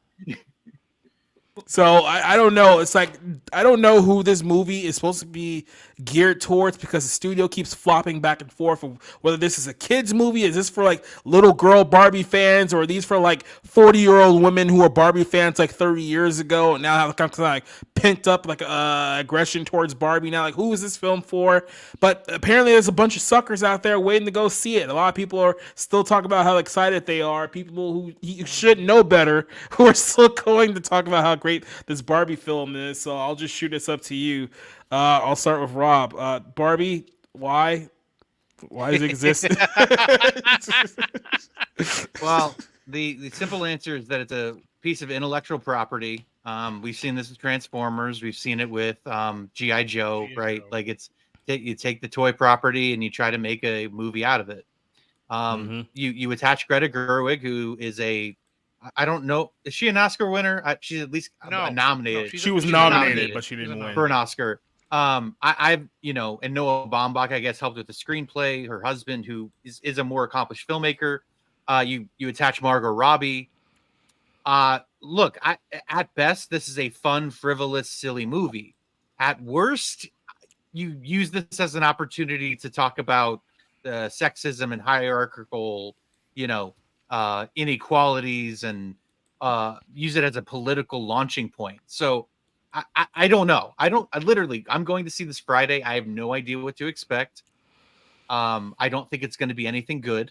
I think it's going to be a lot of lame jokes and a lot of sort of commentary about men and women, how things are unequal, and this is basically this is how things should be or whatever. But at this point, I just want it to be over with. I'm kind of sick of all the fucking idiotic fans on Twitter calling it like the greatest movie in the last 20 years, or one of the greatest movie films since of all the last time. greatest movie. So all of it is annoying. All of the attention is annoying. The fact that it's seemingly a substance-free property it's like yes, that's to be expected, but then the expectation, critics are giving it is something else. So I don't know. I honestly don't know what to expect going to see this movie. Look, I mean, Rob, what you're going to go see is a movie that has a clear shot of picture and director. The supporting actor, that's the one that is just puzzling me. And granted, I've not seen the film, but everyone already declaring that Ryan Gosling is going to win. And original song, Billie Eilish is going to win a second Oscar. She shouldn't have won first Oscar because No Time to Die is not a particularly good song. But I'm just perplexed as to why all of these people are just so enraptured for this movie. As for whether it's feminist or not, it remains to be seen. Though one of the trailers has Ken completely unaware or refusing to believe that a woman could be a doctor. We saw that in the trailer. I'm not telling tales out of school where he's like, "Oh, can I talk to a doctor? I'm a doctor." No, I mean the male doctor. I mean he's pretty much openly sexist, and you can't have that and say, "Oh, it's going to be fun and frivolous," when you have this man or this Ken figure be so dumb. And we saw that clip where Simu Liu as Ken and Ryan Gosling, a guaranteed Oscar winner for this, as the other Ken, go on about going on the beach. It was just like, this is going to win adapted screenplay. This is going to win adapted screenplay. As I mean, not Dune Part 2 or maybe Oppenheimer if it was based on the biography, but this is going to beat them all out. What movie? Well, again, joke. I don't Killers know what of the movie. Flower Moon. Yeah, Because Killers it's of based the on Flower a novel. Moon. Yes, we're going to have to see this movie, and I'll probably have to see it on Saturday because I actually work late on Friday. But I'm just perplexed as to why all of these people are so enraptured by this movie. For them to say that it has a legitimate chance for picture, you're going to put Barbie up there with Casablanca and The Godfather, Schindler's List, Lawrence of Arabia. What is wrong with you people? What movies do you watch? I'm tired of you people telling me This that is every probably movie- why Hollywood's dying, because the industry is telling us this is the best movie in the entire year. No. Barbie. It's going to be a battle at the Academy Awards between Barbie and Across the Spider-Verse, because Across the Spider-Verse is one of the greatest films ever made in the history of cinema. Now we're going to have Barbie, which is one of the greatest films ever made, or one of the most fun you've had. My God. This is why people don't care you're about to lose your home, by the way. I'm just throwing it out there, writers. Yeah. You know what's sad? The fact that the thought process of what feminism's supposed to be has changed so much over a very short period of time. Because when I think of like a feminist movie, it doesn't necessarily have it hasn't had like a negative connotation to me until recently. But now, like, we have to assume that by modern standards over the past 5+ years, that when they say, "Oh, this is a feminist movie through and through," that it is going to dog on men. That like modern feminist movies can't seem to stand on its own unless they're taking down the other gender. And it's a shame, because when I think of feminist movies, I think of stuff like the film A League of Their Own, which I enjoy. Like, I can look back on it and enjoy that movie. It's fun. Even more recently, I guess, the Wonder Woman movie. That didn't really, depend on beating down the other gender. Another film that I think of when I think of feminism is 9 to 5. Like, these are good films that aren't really like shitting on men, but we unfortunately, due to how modern standards are and what these people who talk about this shit, "Oh, it's a feminist movie through and through," in their fucked up, warped mind, feminism is supposed to mean completely just taking down men because women can't bring themselves up by their own bootstraps without throwing a fucking monkey wrench at the guys next to them. That's what modern feminism is. So what's funny that you mentioned that too, because when we were doing the podcast on Friday night, we came to a revelation that in a lot of these weirdo witchcraft communities, especially the ones that come out of Hollywood, it's like their entire identity of being witches revolve around getting revenge on men, because in their mind, they're still trying to get revenge for the Salem witch trials. So if you put it with that aspect of it, it's like you wonder why like their idea of feminism is we have to get back at men at some way, shape, or form. Like I said, that's a mindset that very much exists in Hollywood, which is why it's so rejected every time they try. And I know there was an article or interview that Margot Robbie and Greta Gerwig tried to do where it's like, well, no, it doesn't have to be against men. And like that's always the window dressing of it. It's like, oh, well, feminism doesn't mean that you hate men. It's like actually you kind of do. So I mean, which one is it?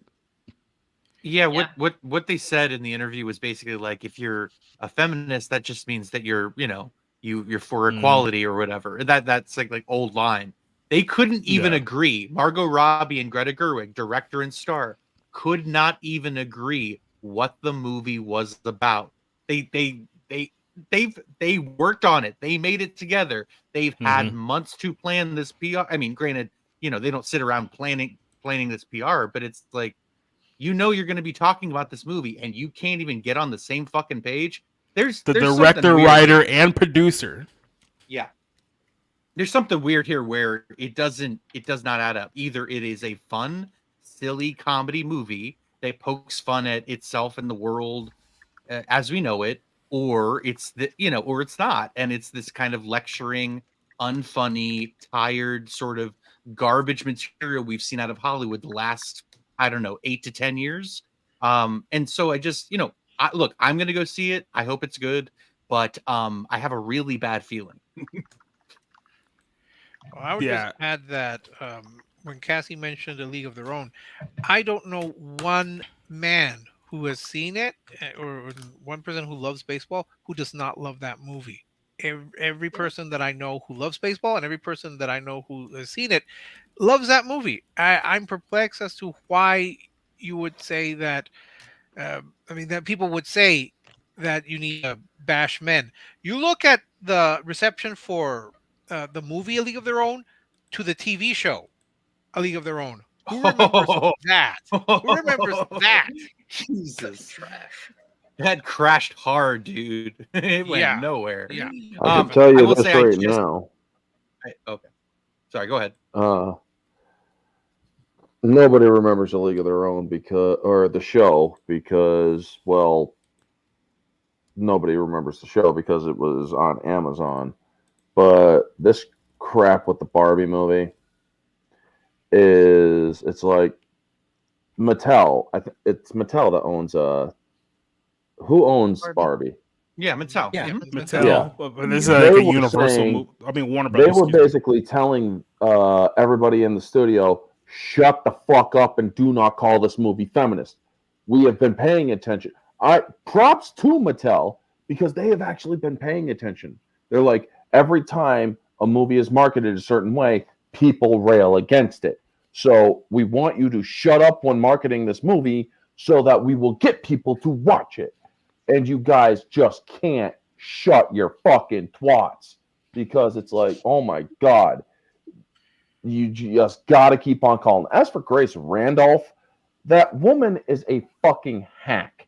Sure, of course she's going to say, oh, this movie is the best fucking thing since sliced butter and whatnot. And I'm sorry, but Grace Randolph has no integrity whatsoever. The woman is a hack, and I completely disregard everything she says. Now, if she says that something is good, chances are it's fucking horrible. She's the male Ben Lyons. Okay, that's an old name. I will say I saw A League of Their Own anymore. Yeah, on 4th of July. And I've seen it 7 or 8 times. I do enjoy it, but I will say it is corny as shit. Like it is. That's that movie. Like I love Field of Dreams as well, which in its own right has quite a bit of sentiment to it. But I will say that I really do like A League of Their Own though. It accomplishes good storytelling, like you said, without shitting on men, with kind of highlighting these women and what they had kind of built. So and that's just I think good. Yeah, because some of these women were married two men out who are fighting in the war, and that scene where one of them is going to find out that she's a widow, that gets you hard. Is it corny? Yeah, maybe, but Not at all. there's nothing wrong with responding. No, I emotionally to meant something like more that. like the reunion and the end and the whole, just that, okay, we get it. I went to the Baseball Hall of Fame 2 years after the movie released, and I went into the Women's Baseball Hall of Fame part, and a woman, because I was looking at the list of the players, a woman is like, would you like to meet one of the women who played for the league? I was all of 7 or 8 or 9 years old at the time. And so, yeah, obviously I was excited. And she points to a name, Dolly Nemec. And I'm like, who is that? She's like, that's me. I actually met one of the players of that league. And I'm like, back then I didn't understand the significance of it, but now looking back, it's like, holy crap, I literally met a historical figure. What we're waiting for, since this is Mattel, we're waiting for Barbie to join up with GI Joe to fight the Transformers. We're going to get the action figure cinematic universe. Just get. Does that mean that they're going to have a crossover with Transformers as well? Yes. It's going to be at one. Why not? Yeah. The power of the period will destroy Unicron. Oh gosh! Can you imagine Barbie be's the one that destroys Unicron, and then in the final scene, that would All just she has to do is just spread her legs on the wrong time of the Oh month. my gosh! Optimus gives her the matrix of leadership, and she transforms into like a giant pink Corvette and just plows into Unicron. and then she takes on Cobra Commander. I have thanks to Nerdigans, we have a nice little topper for this. I've shared the screen here. She posted this in the bar room. Critic weighs in on Barbie. If you take a shot of tequila every time they say patriarchy, you'll die. Oh boy, oh joy. That's a bit like good old Jordan. That's a bit like when you take a shot every time someone says Moses and the Ten Commandments. You'd probably pass out before he was even exiled. So what we have to understand about the Barbie property itself, is to kind of encapsulate this whole thing, is that Barbie began as a subversive tool to begin with.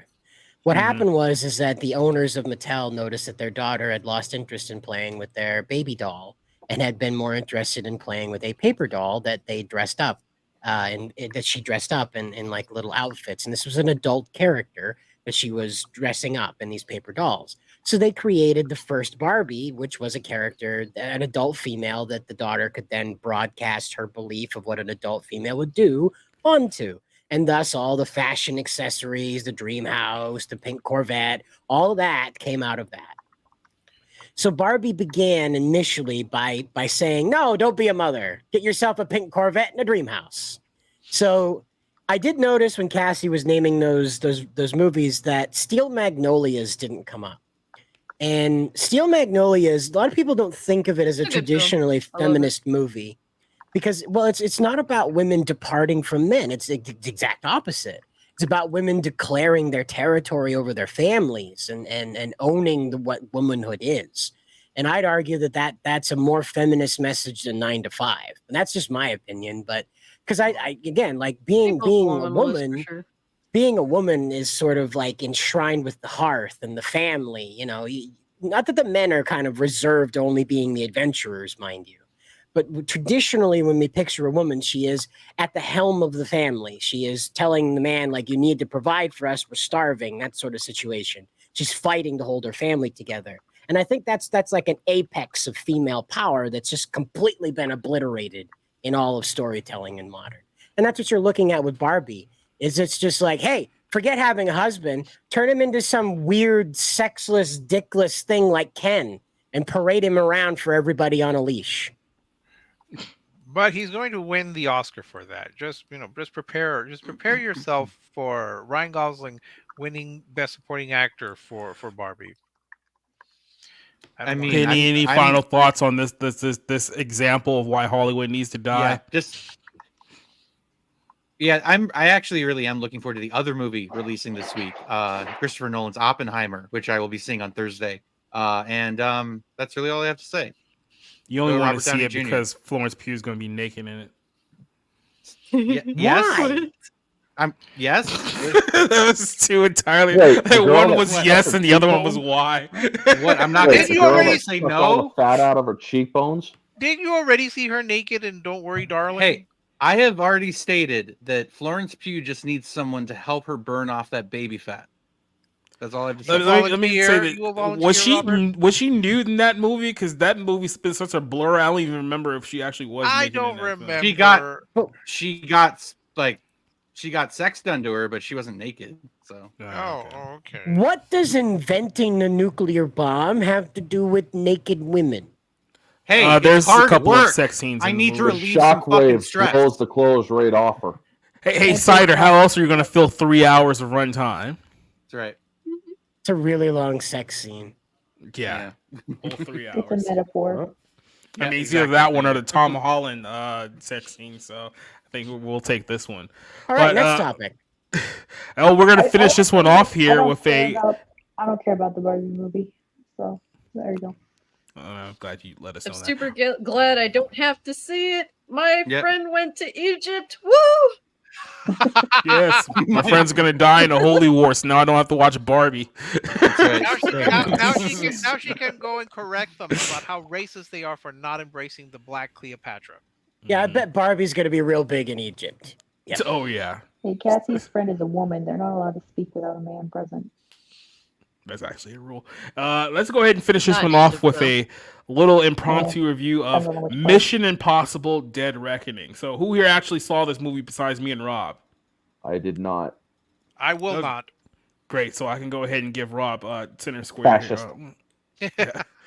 So this is a movie. By the way, I'm back to writing for Zinger, just in case you guys didn't realize this. So this one actually got posted earlier today. Tom Cruise's later blockbuster film fails to match the excitement of its predecessor. By the way, I did not edit that title. By the way, that was a completely different editor. I can't blame Spencer for this one this time around. But Mission Impossible is out. The new film is in theaters right now. I saw this film in 4DX on Saturday. There's a little theater here in Atlantic Station that has pretty much all the theater gimmicks. It has like 4DX and RPX and ScreenX and I don't even know what any of these things actually do, but there's like, if you want all the theater gimmicks, it's there. So I'll give you a quick little rundown here. If you guys probably saw Fallout was a great movie. I personally think it's the best Mission Impossible film to date. The follow-up of this one is here. They split it into two movies.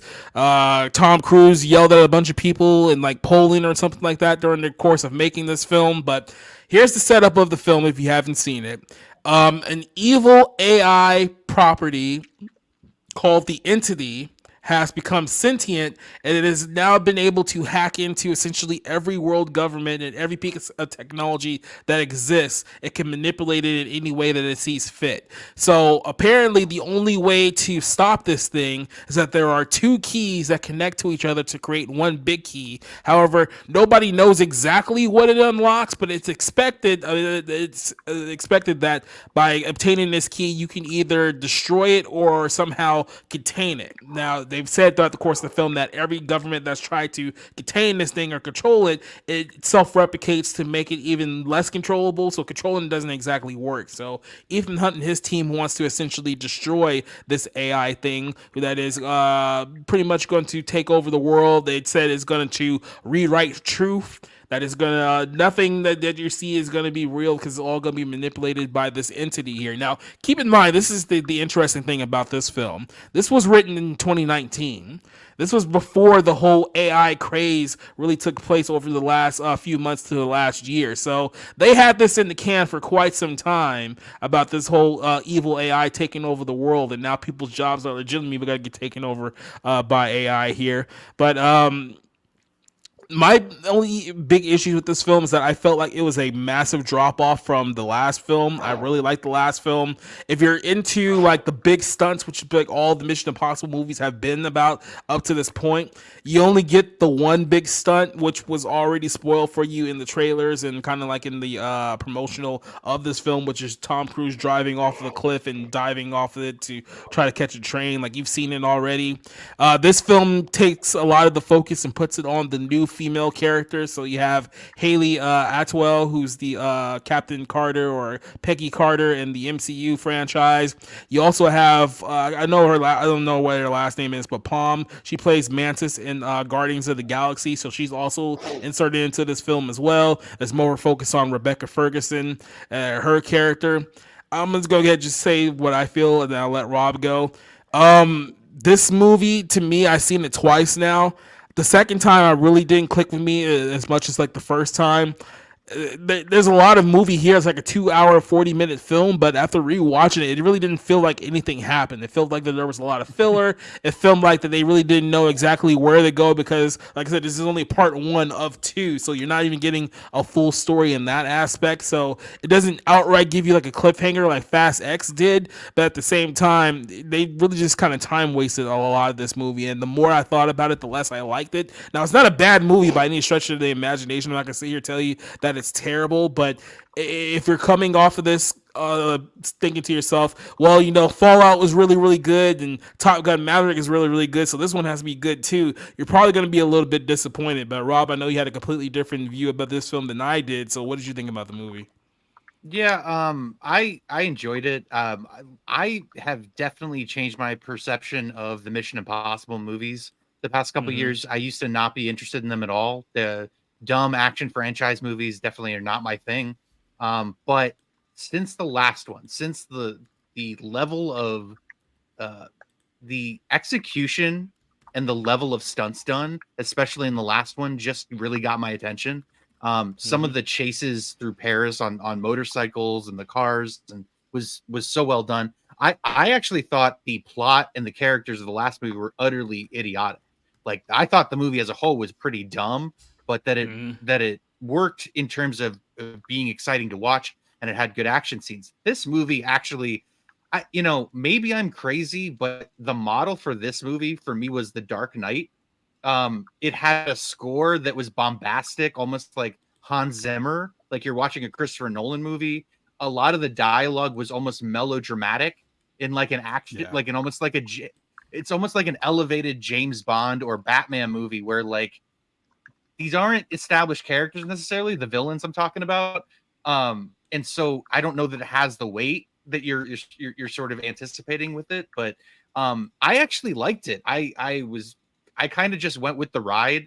You have these crazy stunts with like the train near the end that are memorable. You have Tom Cruise driving around. I don't know where they are, if it's Italy or if it's somewhere in the Middle East, but in this yellow Fiat going down these steps.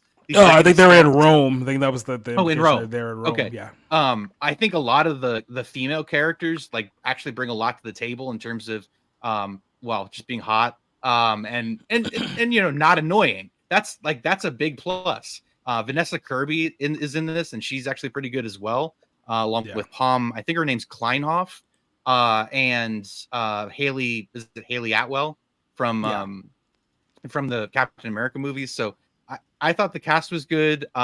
It's a dumb action movie plot. It just hearing you describe what it's about, it's kind of silly. Just like the two keys, and it's basically people fighting over a MacGuffin for 2 hours and 40 minutes. There's some great stunts. There's some great action. And this is what I'll say for what it is one of the best made movies of the year. Comparing it to all the crappy Marvel movies, John Wick 4, all this, the Beast Wars movie, all the crap that we have to watch, going back a full year to Jurassic World, Dominion, and all this crap. This Mission Impossible movie, you can tell they care about entertaining audiences. They care about the product they're putting on the screen. And that's why, I still gave it a 3 out of 5, even if you really want to judge the plot and the script, there are holes in it. There are issues with it. It's overly long. But I think it's a really good time at the movies. I think for most people, they'll get a lot out of it. If you like action, if you like that kind of, if you like that kind of experience, and even like, I won't give away the character that dies, but there's this fight on this bridge and like these canals, and Tom Cruise is like running to the character's aid, and like even that I thought was well done. I was invested in what happened to these characters, even if it's a dumb action movie franchise. So again, for what it is, I think that it's a good movie, but yeah, it's not great. I settled on a 3 out of 5. Oh, and so you gave it a 3 out of 5 instead of the same rating that I was giving. I thought you were going like way higher than I was from the way she built it up. No.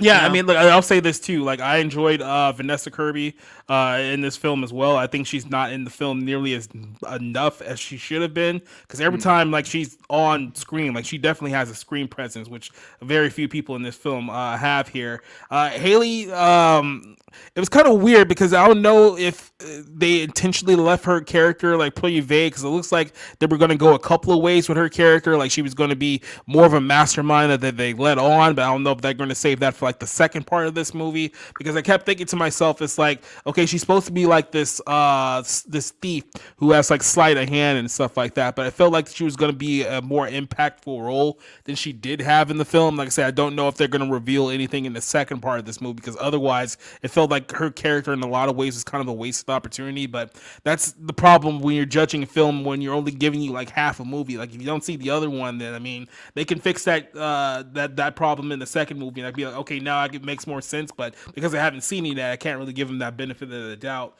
And then And I'll say this, that Ethan, Tom Cruise's character is kind of against everybody. Like, Haley Atwell is not necessarily his. I mean, towards the end, they're kind of working together, but she's competition along with the government who's trying to kill him again, and the adversary who strangely looks like Christopher McQuarrie. So I mean, there's a lot going on, and I think it does a good job sort of, keeping the runtime going. And I just want to say real quick, John Wick 4, I actually graded higher than this Mission Impossible movie. I was just comparing it to all the sort of action franchise stuff. I think those two are the best of the year. Yeah, I would say John Wick 4 is probably slightly better than this one. Not by too much, but I have it right there as well. I think the other big issue with this film, or why there was a disconnect for the much of it, is because since the main villain is basically an AI computer, there's no real antagonist in the movie. Like, the antagonist is supposed to be, like I said, Issa Morales, is that his name? Or the guy from, what was that old show that was on like years ago? Is it NYPD Blue, or was it something else that he was in? Well, he was the brother in La Bamba. That's how I remember him. Okay, because I remember NYPD Blue, so I'm assuming that that's the one that he was in. But yeah, so he's essentially the human variant of the bad guy of this film, even though he's basically working for a computer program that's trying to take over like the entire world. So when he's not there, you don't really get like kind of any kind of grasp of, oh, there's actually a villain to this movie. Like, you can say what you want about Henry Cavill, but his presence did leave a lot of connection to the film on the human center portion of it, and without that, you're kind of just throwing a bunch of characters together that don't really have any real gel together. So that's kind of the problem of having like an AI villain, that if you don't have any kind of like representation of the AI, then you're missing a big part of the film there. And then there was one other part I was going to bring up real quick, and I think I just blanked on it. But yeah, I think that was kind of, the stunts.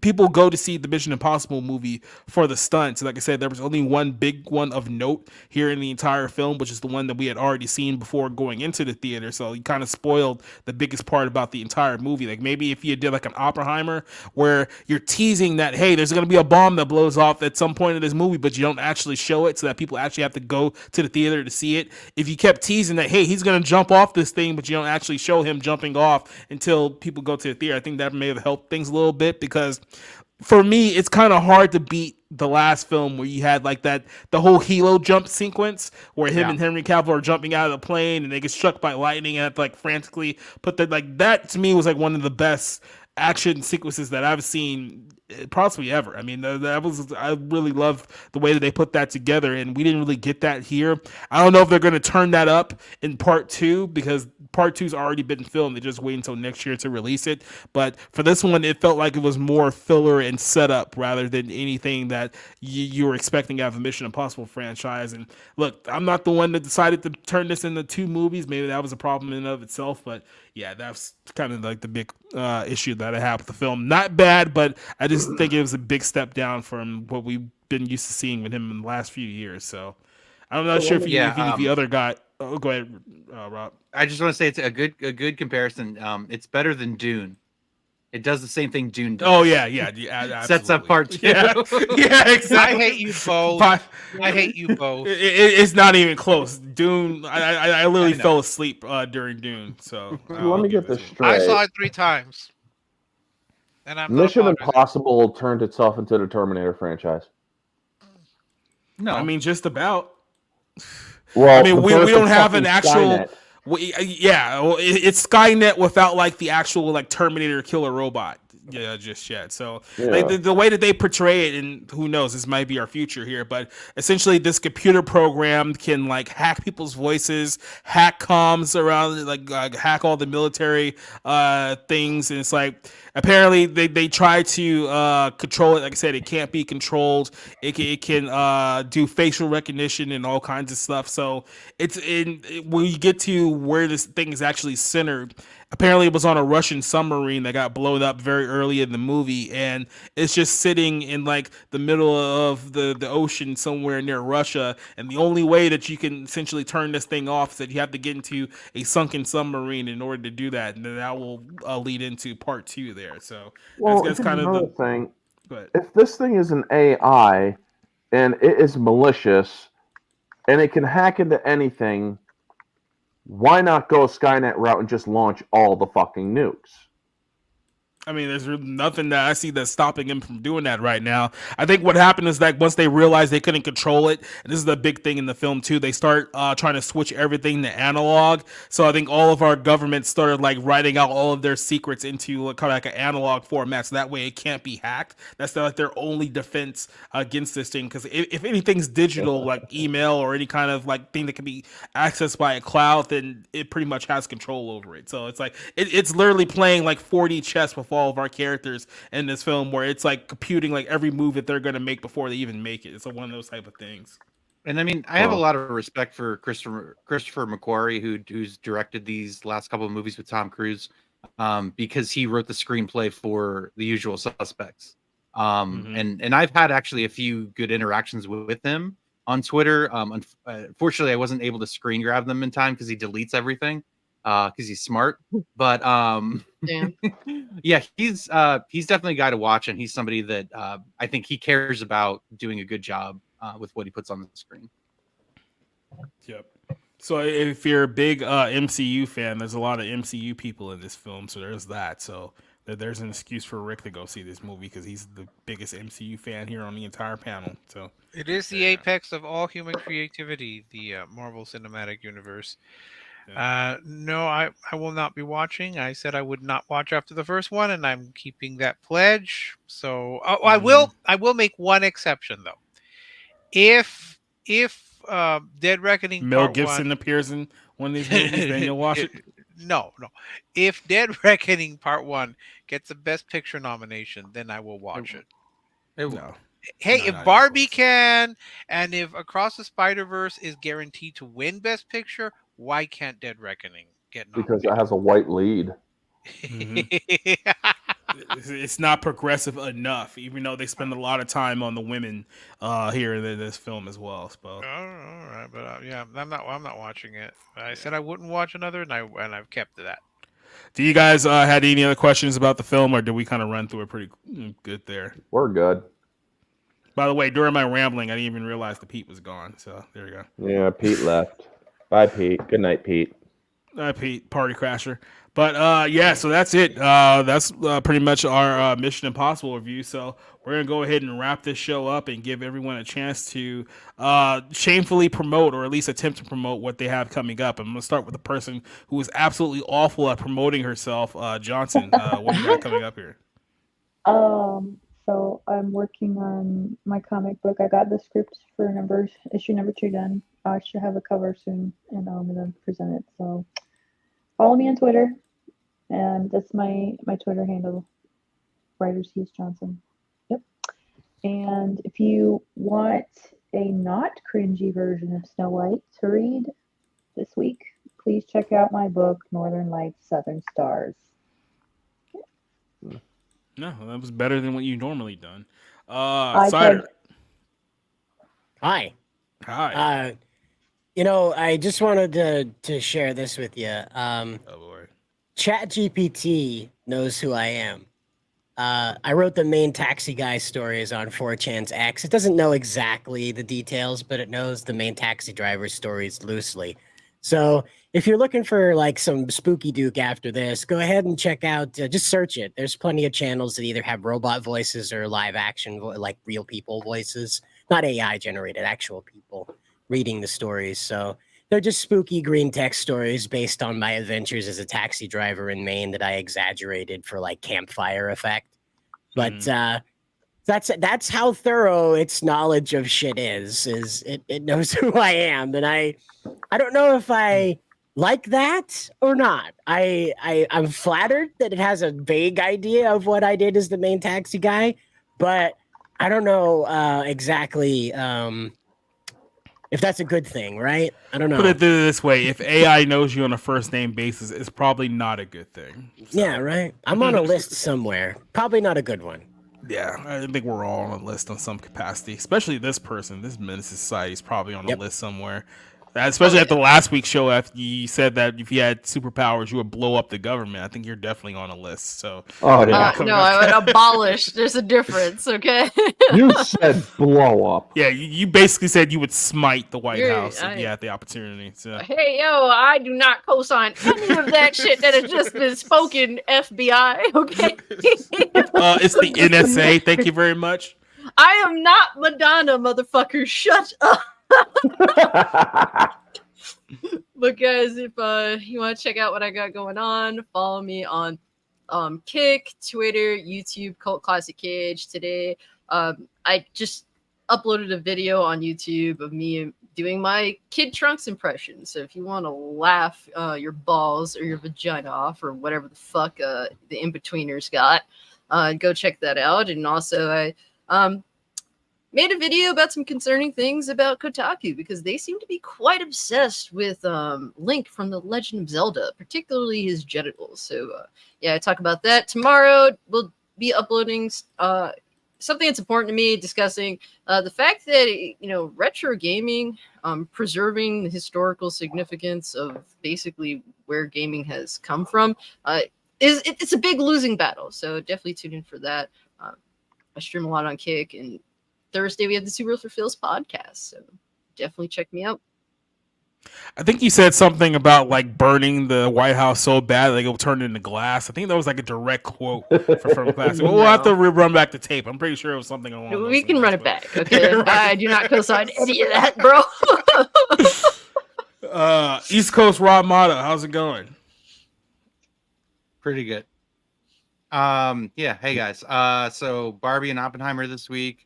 Gonna try to write reviews before the end of the month. That's about it. Follow me on Twitter.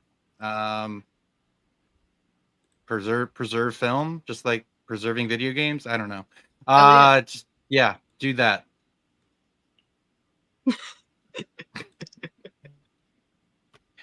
Well, I think we might have found our prime suspect in the cocaine in the White House. I think. Oh shit! I think Cassie might be framing an innocent man who's never done any drugs in his life. Uh-huh. So okay, hold on here for a second. She may be framing a man, but she's definitely not framing an innocent man. Let's of give course, her a little bit of it's all about a father's love. How dare you, sir? And sorry, and a son's coke. They've already burned down the White House. That was what in the War of 1812. Thank you very much. Mm-hmm. So they've tried that once. It didn't work. Just pointing that out. All I have are just more reviews. more reviews and my weekly haiku. I will try to watch Barbie and Oppenheimer this weekend, but this Friday, for some curious reason, I'm having to work from 12:30 to 9:30 p.m. So that makes it tough, and I'm also hoping to financially survive to the end of the week when I get paid. Yeah, I'll be looking for a second job also, because the Biden boom obviously hasn't hit me. So there you go. That's pretty No, it, much it. it hit you all right. You just Yeah. your bank account went boom, just not in the good direction. Yeah. Yeah, but it was the greatest economic recovery ever. Yeah, I definitely feel the love right now in my bank accounts. Everything's great. Orange Hat, what you got coming up? Well, so glad you asked. I got my Thursday night stream with my friend Jade Shadow. We're going to be doing Thursday singles. We're going to be talking Highlander, the movie, this Thursday night at 8 on my channel. Sundays, we have Infinity Saga Sundays, where we talk about the Infinity Saga. We're up to Guardians of the Galaxy 2. And I'm thinking about doing streams on Monday nights, which is going to be called Monday Night Mayhem. Or it's movies that are just bonkers. And I'm thinking about doing the Sharknado movies, kicking them off with those ones. Because I just recently got all 6 of them for $9.99, and so that's quite a steal. But yeah, you can also find me on Tuesdays where I do mystery reviews. I just did Demolition Man today. And next week is a martial arts film from the 90s. So yeah, that's going to be fun.